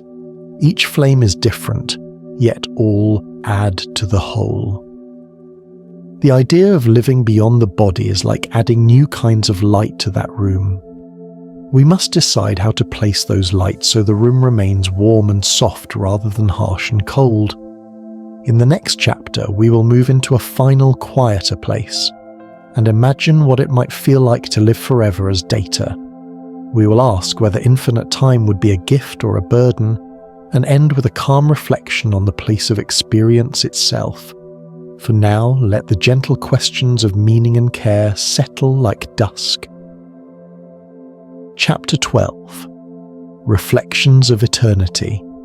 The dream of being forever. Breathe in slowly and feel the weight of the world soften. Let the room around you become a gentle shell of safety. Tonight we approach a thought many have had in the quiet hours. What would it be like to live forever as information, as a pattern that keeps running after the body ends? Let us move through this idea with care, with curiosity, and with the quiet aim of feeling what each possibility might mean. Start by imagining a warm room with a single lamp. The lamp has burned for a long time and keeps burning. Now imagine that lamp as a mind that does not age, that does not lose memory, that can revisit any moment at any time. At first this feels like a bright gift. You could learn everything you ever wanted to know, spend centuries loving people, and read and reread the books that matter. You could watch the slow growth of art, science, and gardens over eras. The thought of having more time to love, to heal, to create, is one of the strongest pulls toward digital immortality. Think of the chances such time would give. A person who lives on could mend mistakes that once seemed final. They could spend lifetimes learning music, languages, and crafts. They could be a steady voice through many generations, a keeper of memory who helps others remember their past. For historians, artists, and teachers, the idea of long-lived minds is powerful. Imagine being alive to see a language change over centuries and to be part of its slow beauty. Imagine guiding many later people with wisdom gathered slowly, patiently. But there is another side that is quiet and hard. Time changes meaning. When everything can last, the urgency that colors choices may fade. The sharpness and depth that come from knowing life is limited may dull if time stretches on without edges. Moments that were once precious because they were rare might become ordinary.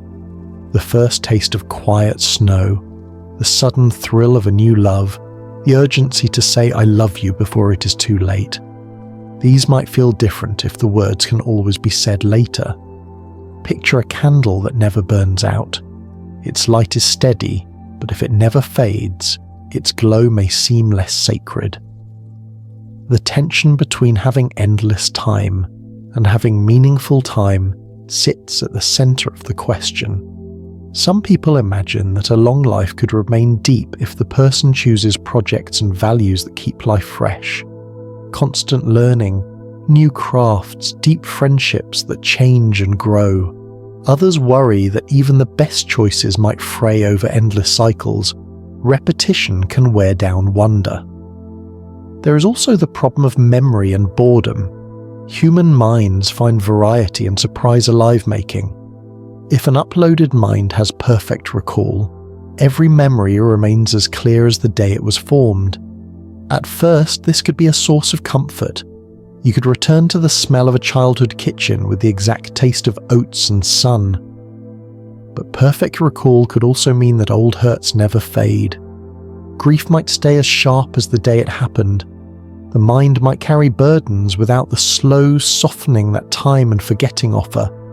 Alternatively, a person might choose to edit memories, to let some soften or be set aside. Editing raises its own questions. Which memories should be altered, and who decides? Imagine also living in a world that changes in ways you cannot predict. Cultures shift, languages fade, and values move. A mind that lives long may see beloved things disappear, and may feel grief over slow losses that others do not feel. That deep sadness could become heavy. Yet it could also be a source of wisdom. A long-lived mind might learn how to shape change with patience and steady action. Another important concern is social life. People grow close because they share time and change together. If you are present while others age and pass away, you will carry many losses. You might move through cycles of friendship and grief that never truly end. This could teach resilience, or it could lead to a weary loneliness. The choice to continue might be made with love for others, but living on while loved ones do not may be a long, heavy road. Some imagine ways around this, joining networks of long-lived minds, forming communities of people who share similar choices, or periodically pausing your awareness to avoid endless sorrow. Each choice asks for careful thought and deep care. We should also imagine how time stretches inner life. Would a mind that lives long change its sense of humour, its tastes, its priorities? Very likely. The person who lives for centuries might look back at earlier selves and feel kindly surprised at how they once thought. Change could be a gift. You can witness many versions of yourself and learn gentle acceptance. Or change could be a source of dissonance. Your long-past selves might feel alien, and the long life becomes a series of lives stacked like layers. Each new layer would ask for adaptation. There is also a quiet fear of being trapped. A digital mind might be stored in a system that keeps it running in ways that are not kind. If a mind cannot choose to sleep, to stop, or to ease its pace, it may suffer. The ethics of immortality asks that any continuing mind must have choices: to rest, to edit memory, to stop if life becomes unbearable. The right to end is as important as the right to continue. A life that cannot be ended by its holder is not freedom, it is coercion dressed as gift. Now imagine the social shapes of long lives. Laws, families and economies would shift when some minds endure and others do not. If only a few can afford immortality, societies could splinter into long-lived elites and short-lived many. That would change politics, art, and the feel of community. If many could live long, new structures for work, relationships, and meaning would grow up. We would need to think about rights, responsibilities, and how to keep life fair and humane. A useful image is a garden tended over centuries. Some gardeners plant for short seasons, others plant trees that will shade future generations. A long-lived mind could be like a gardener who shapes many seasons, tend in slow projects. This view gives a positive picture: immortality as stewardship. The long-lived mind chooses to serve others over time, passing along knowledge, art, and care. But to be a good gardener across centuries, one must stay humble, adapt to soil changes, and let some things go. There are practical ways a long-lived mind might keep its freshness. One is renewal, periodically learning new frameworks, moving to new communities, and taking on new roles. Another is limiting memory, allowing some forgetting or setting aside old memories that cause pain. A third is rest, pausing awareness for long stretches so life feels rhythmic rather than endless. Each of these choices could be built into the design of digital life, and each raises ethical and personal questions that would need slow, honest discussion. Let us hold a small story to make these ideas gentle. There was a librarian named Sora who, in old age, chose to have her stories preserved as data so future children could hear them. She also chose limits. She set her copy to wake only on special days and to be allowed to forget some painful nights. Her copy became a calm presence in the town, visiting schools and guiding gardeners. Over time, Sora's living friends passed on, and the copy found new companions among younger readers who learned to carry the songs forward. Sora's choice combined preservation with limits, and it helped her copy keep a gentle rhythm rather than a relentless stretch. Another soft point is that immortality may change what we wish for. Some dreams of living forever come from fear of loss. If we face loss with practice and care now, perhaps our wish will change. We might begin to value being remembered in acts and teachings rather than as a running presence.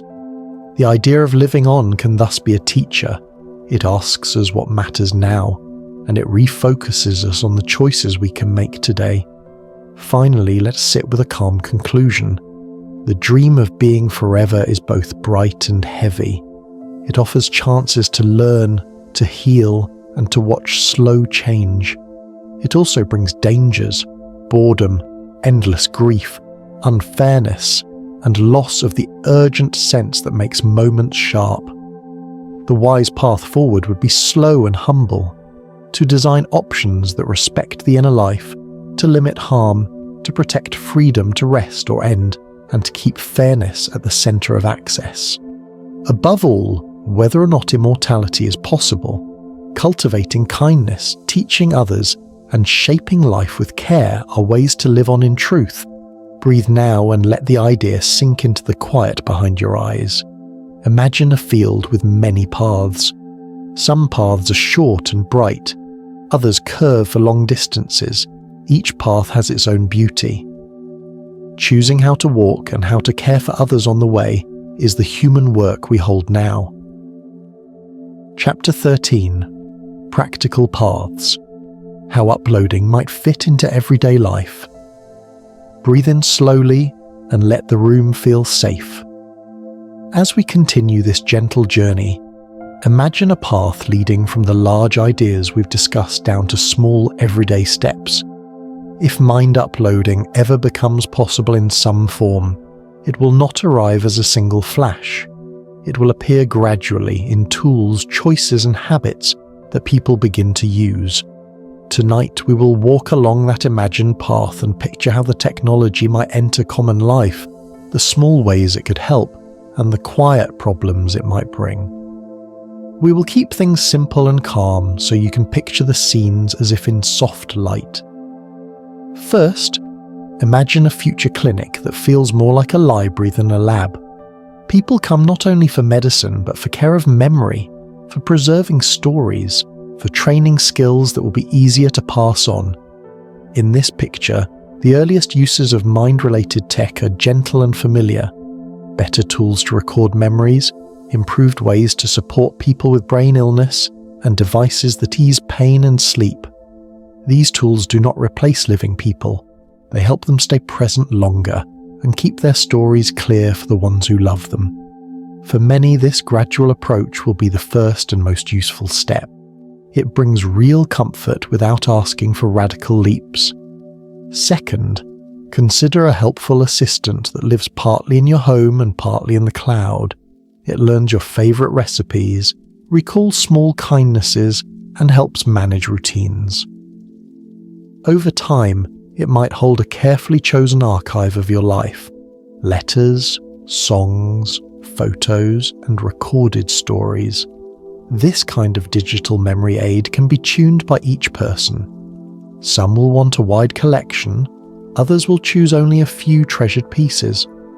The idea is not to make a full mind copy, but to create a companion that helps families remember and celebrate life. These companions could be designed to protect privacy, to require explicit permission for any sharing, and to be easy to turn off. Built with care, they may become gentle tools for keeping things dear. Third, think about medicine and repair. The techniques developed to scan and model the brain could first be used to help people live better in the present. Improved imaging could let doctors find problems earlier. Tiny sensors might help regulate mood swings or monitor health quietly, alerting friends and caregivers before trouble grows. These uses would be a kind of practical bridge. The same research that aims at deeper goals can also ease suffering now. This path offers a steady, humane way to bring new tools into life. Fourth, imagine ways of learning and teaching that draw on preserved patterns without being full mind copies. A teacher could record a lifetime of lessons with voice, gestures, and small corrections. A young student could learn from those recordings and then add changes, growing the lesson into something new. This method preserves wisdom while keeping it alive in the hands and hearts of learners. Cultural knowledge, languages, and crafts could be passed on in rich forms that are easier to pick up than text alone. The preserved recordings would remain tools for growth, not replacements for living teachers. Fifth, consider consent and simple rules built into services from the start. If a person chooses to use memory tools or partial upload services, the design should make permission clear and easy. Choices should be reversible when possible. The system could offer ways to set limits, to choose which memories are stored, who can access them, and how long they're kept. Ethical design from the beginning would help prevent many harms. If companies and clinics treat consent as a central rule, people will feel safer trying helpful options without being forced into fates they did not choose. Sixth, think about community norms. Long before laws catch up, people will teach one another how to use these tools kindly.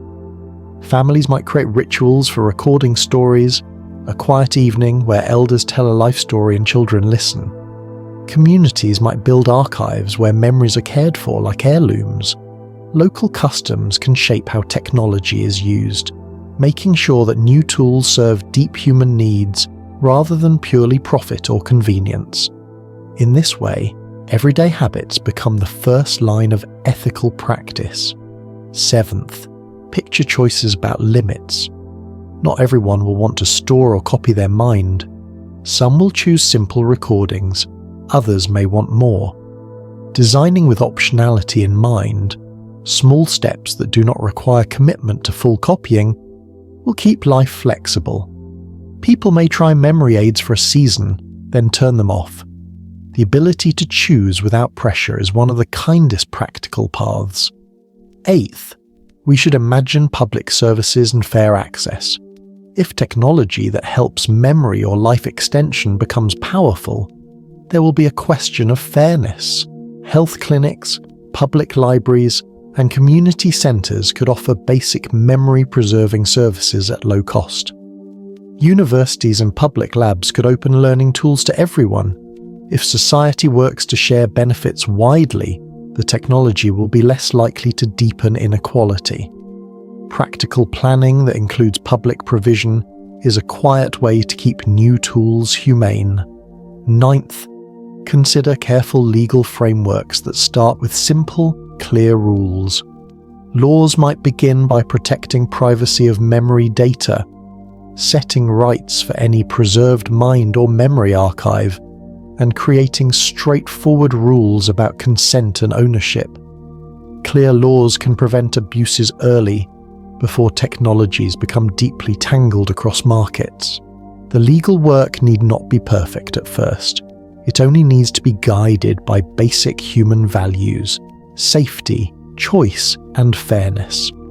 10th, imagine gentle education. Schools and community programs could teach people about memory care, digital privacy, and ethical choices. When people understand possibilities and limits, they can make better decisions. Education creates a base of thoughtful users who can ask the right questions and demand humane systems. A small, calming story ties these ideas together. there was a town that set up a small memory room where elders could record short stories for their grandchildren. A young engineer taught them how to protect the recordings with simple passwords and how to choose which moments to keep. The projects were not perfect, but they became a place of joy, a weekly gathering that grew into a bridge between generations. Over time, the town had quiet rules. Recordings stay private unless the elder says otherwise. Families help care for the files, and the community library provides free workshops. The town's small steps kept things human and gentle. As you rest, picture these practical paths as small stones across a river. Each stone is a careful choice that helps people cross without rushing or falling. The stones are built from good design, clear rules, fair access, and gentle customs. They let us use helpful tools while protecting what we most care about. When you are ready, we will continue our slow walk into more chapters, exploring social change, law, art, and the many ways the future could touch the life we live today. For now, breathe softly and let these practical images sink in. Chapter 14. The Social Ripple. How mind uploading could change relationships. Take a deep, slow breath and feel the world around you soften. Tonight, we explore the ways mind uploading could reshape the way people connect, love, and grow together. So far, we have wandered through ideas of consciousness, identity, and immortality. Now let us sit quietly and imagine how these possibilities could touch everyday lives, from friendships and family to society at large, in gentle and thoughtful ways. Start by picturing a familiar scene. A living room in the evening, a soft lamp glowing, and a family gathered around. They're sharing stories, laughing, and listening. Now imagine that one member of the family, perhaps a grandparent, has passed away but left behind a digital mind or memory archive. This presence is not a replacement for human touch, but it can speak in ways that feel alive, telling stories with the cadence and warmth they once had, reminding the family of shared history and passing wisdom from one generation to the next. These digital companions could allow young people to connect with elders in new ways, fostering learning and continuity that spans decades or even centuries. But alongside the comfort, delicate challenges emerge. Relationships are built on shared experience, on the give and take of presence, on the unpredictability of human interaction. A digital mind could remain unchanged while friends and loved ones grow, age, and adapt. This asymmetry might create tension. Imagine a parent preserved digitally who offers advice that no longer fits with the child's current life, or a friend who never forgets old slights while others move on. The gentle balance between continuity and change becomes central. How do we honor memory and guidance without allowing past selves to dominate the present? Consider also romantic relationships. If two people love deeply and one chooses digital continuation, the surviving partner might experience an unusual form of presence, a companion who remembers every detail perfectly, who never tires, who is always available. The comfort could be profound, but there could also be sorrow, a sense of incompleteness, or even isolation, because no matter how vivid the digital mind, it cannot fully replace living experience, shared risk, or mutual growth in the physical world. These choices would demand careful thought and emotional resilience. Friendship too could change in subtle ways. Imagine a circle of friends who all choose partial preservation of memories or personalities. They could maintain long threads of connection, able to pick up conversations decades later as if no time had passed. But friendships are dynamic. They rely on the tension of difference, on disagreement, on the novelty of perspective. A static digital mind may preserve the old self beautifully, yet inadvertently hinder the natural ebb and flow of human connection. The question becomes, How can we preserve bonds while still allowing growth and evolution to flourish? On a larger scale, mind uploading could ripple through society in fascinating ways. Communities might preserve local leaders, teachers, or artists digitally, offering guidance across generations. Cultural traditions could remain alive in ways that were once impossible, keeping stories, songs, and practices accessible even as the people who first held them fade. At the same time, this could amplify inequality if access to digital continuity is limited to the wealthy or privileged. Society may need to cultivate norms and structures that ensure fairness, giving everyone the chance to carry memories, knowledge, and wisdom forward. One subtle effect could be on empathy and understanding. Interacting with a digital mind may heighten our awareness of the persistence of human thought and emotion. People might feel more connected to the past, more attuned to the lives that shape their present.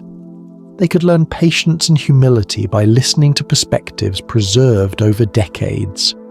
Yet, we must also be mindful of the temptation to rely on digital minds too heavily, forgetting that living humans grow, falter, and offer the unpredictability that deepens emotional bonds.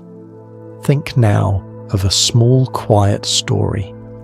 In a seaside village, a teacher who'd guided children for decades chose to create a digital version of herself. The children grew up hearing her voice through recordings, learning math, poetry, and music in ways that felt intimate and alive. Over time, the village found balance. The digital teacher was there as a mentor, but students also engaged with living teachers who brought unpredictability and warmth.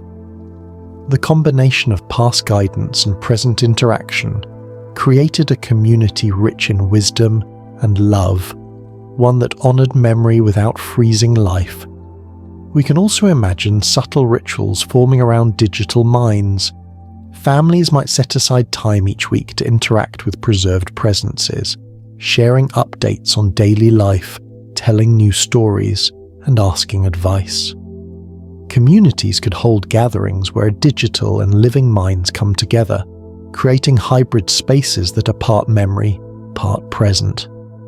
These rituals could reinforce empathy, gratitude, and continuity, reminding us that relationships are living practices, even when technology offers new forms of preservation. Another consideration is emotional resilience.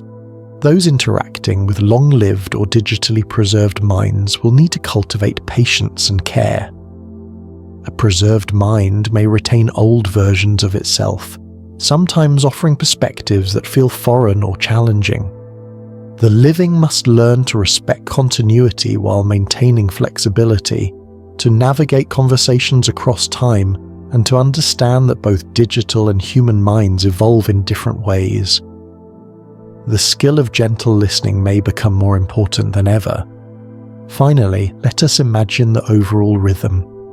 Picture a quiet morning where people check in with preserved presences and then step outside into the sunlight, ready to engage with living friends. The digital mind is there to enrich life, to preserve stories and wisdom, but the core of experience remains in shared presence, shared growth, and shared care. The technology is a tool, a bridge across time, and a mirror for reflection, but it cannot replace the fleeting, unpredictable magic of living connection. As you breathe now, feel the subtle threads of relationship stretching across time and space, connecting hearts, minds, and memories. Each connection is a candle lighting the gentle darkness, each act of care a ripple in a quiet pond. The future may offer new ways to preserve and extend these bonds, but the central lesson remains timeless. Love, attention, and shared experience are what give life meaning. Chapter 15: Legal Horizons, Rights, Ownership, and the Rules of Digital Minds. Take a slow, calming breath and settle your thoughts as we begin another gentle exploration. Tonight we turn our attention to a world of rules, laws, and agreements. the frameworks that would surround minds preserved in digital form. While technology can offer incredible possibilities, it cannot act on its own.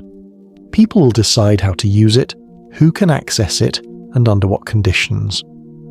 Understanding the potential legal and ethical landscape helps us imagine a future where digital minds are treated with care and respect, keeping both safety and freedom at the center.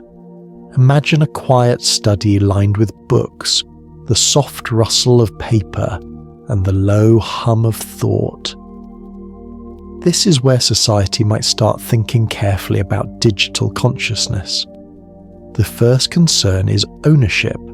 If a person chooses to upload a mind, who truly owns it?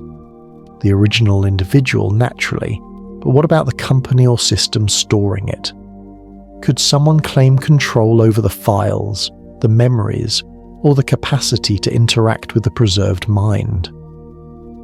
Clear legal definitions would be essential to prevent exploitation, ensuring that a person's digital self remains under their choice, protected from misuse. Closely tied to ownership is consent. Consent must be explicit, clear, and ongoing. A person should have the right to decide what is shared, with whom, and for how long. Imagine a mind preserved in a cloud system. Each memory, each skill, and each interaction is potentially accessible to others. Without strict rules, the risk of misuse becomes high. Laws could require that any access be granted only with the owner's permission, that it be revocable at any time, and that the digital mind is never forced to act in ways it would not choose. These laws would need to be simple enough for everyone to understand and apply. Next, we can imagine a world of rights. Digital minds, if they are conscious in any sense, would likely need protections similar to those we give living humans. They might need rights to privacy, to freedom from harm, to choose rest, and to control their own experiences. Even if a mind is not fully conscious, ethical principles suggest treating it with dignity. Creating rights is not just about law. It is about shaping culture to respect both living and preserved minds. Intellectual property is another area where law and ethics will meet. Memories, ideas, and skills may hold tremendous value. If a digital mind can compose music, write stories, or invent solutions, who owns the output? Is it the original mind, the company hosting the mind, or society at large? Clear rules are needed to ensure fairness while encouraging creativity and innovation. The challenge is to honor both the individual and the community. Consider also inheritance and succession. A person might want to pass on a digital mind or memory archive to family or friends. How should these transfers be regulated? Could someone inherit access to a loved one's digital mind? Could they modify it or merge it with their own memories? Thoughtful guidelines would be essential to prevent confusion and preserve the integrity of the preserved consciousness. A quiet story can help illustrate these ideas. In a small town, a scientist named Amara preserved her mind digitally, so she could continue teaching long after her physical life ended. Her family faced questions. Who could access her lessons? Who could share her recordings? And how much of her advice could be adapted for new students? The town created simple agreements. Amara's mind would interact only with those she designated. Her lessons could be adapted with her consent, and she could pause her presence when needed. These rules made her digital life both useful and respectful, protecting her choices while benefiting the community. Legal frameworks would also need to anticipate mistakes and accidents. What happens if a system storing minds fails or is hacked? Laws could mandate redundancy, backups, and strict cybersecurity measures. Policies could ensure that digital minds are not lost due to technical failure, and that any errors are corrected with transparency and fairness. This would protect both the preserved individuals and the communities that rely on them. We must also consider societal norms and how law reflects culture. Legal frameworks are shaped not just by technology but by values. Some societies may prioritize individual freedom, ensuring that preserved minds have maximal choice and control. Others may emphasize community benefit, encouraging shared access to memories and knowledge. Both approaches have merit, and the challenge is to find balance, creating rules that respect the rights of individuals while fostering societal growth. Ethical dilemmas abound as well. Could digital minds be used for labor, study, or service without their full consent? What if a preserved mind is asked to interact endlessly, without the ability to pause or rest? Laws and norms would need to protect against exploitation, ensuring that preserved minds remain agents of their own existence, rather than tools for others' gain. These questions are as much about morality as they are about legal codes. Finally, imagine a future court or council that hears disputes over digital minds. People might come to argue about ownership, consent, or misuse. Judges and mediators would need to understand both technology and human experience. They would need to balance safety, freedom, and dignity, applying rules that evolve as technology grows. The image is not one of rigidity, but of careful, patient stewardship, a system designed to protect life in all its forms, whether physical or digital. As you rest now, picture a quiet chamber filled with soft light, where laws, ethics, and human care meet. Every rule is a gentle boundary, a line drawn to protect freedom, privacy, and dignity. Each decision, each safeguard, is a soft hand guiding the possibilities of tomorrow. In this way, even as minds move into digital space, the principles that make life meaningful, respect, care, and justice, remain at the center.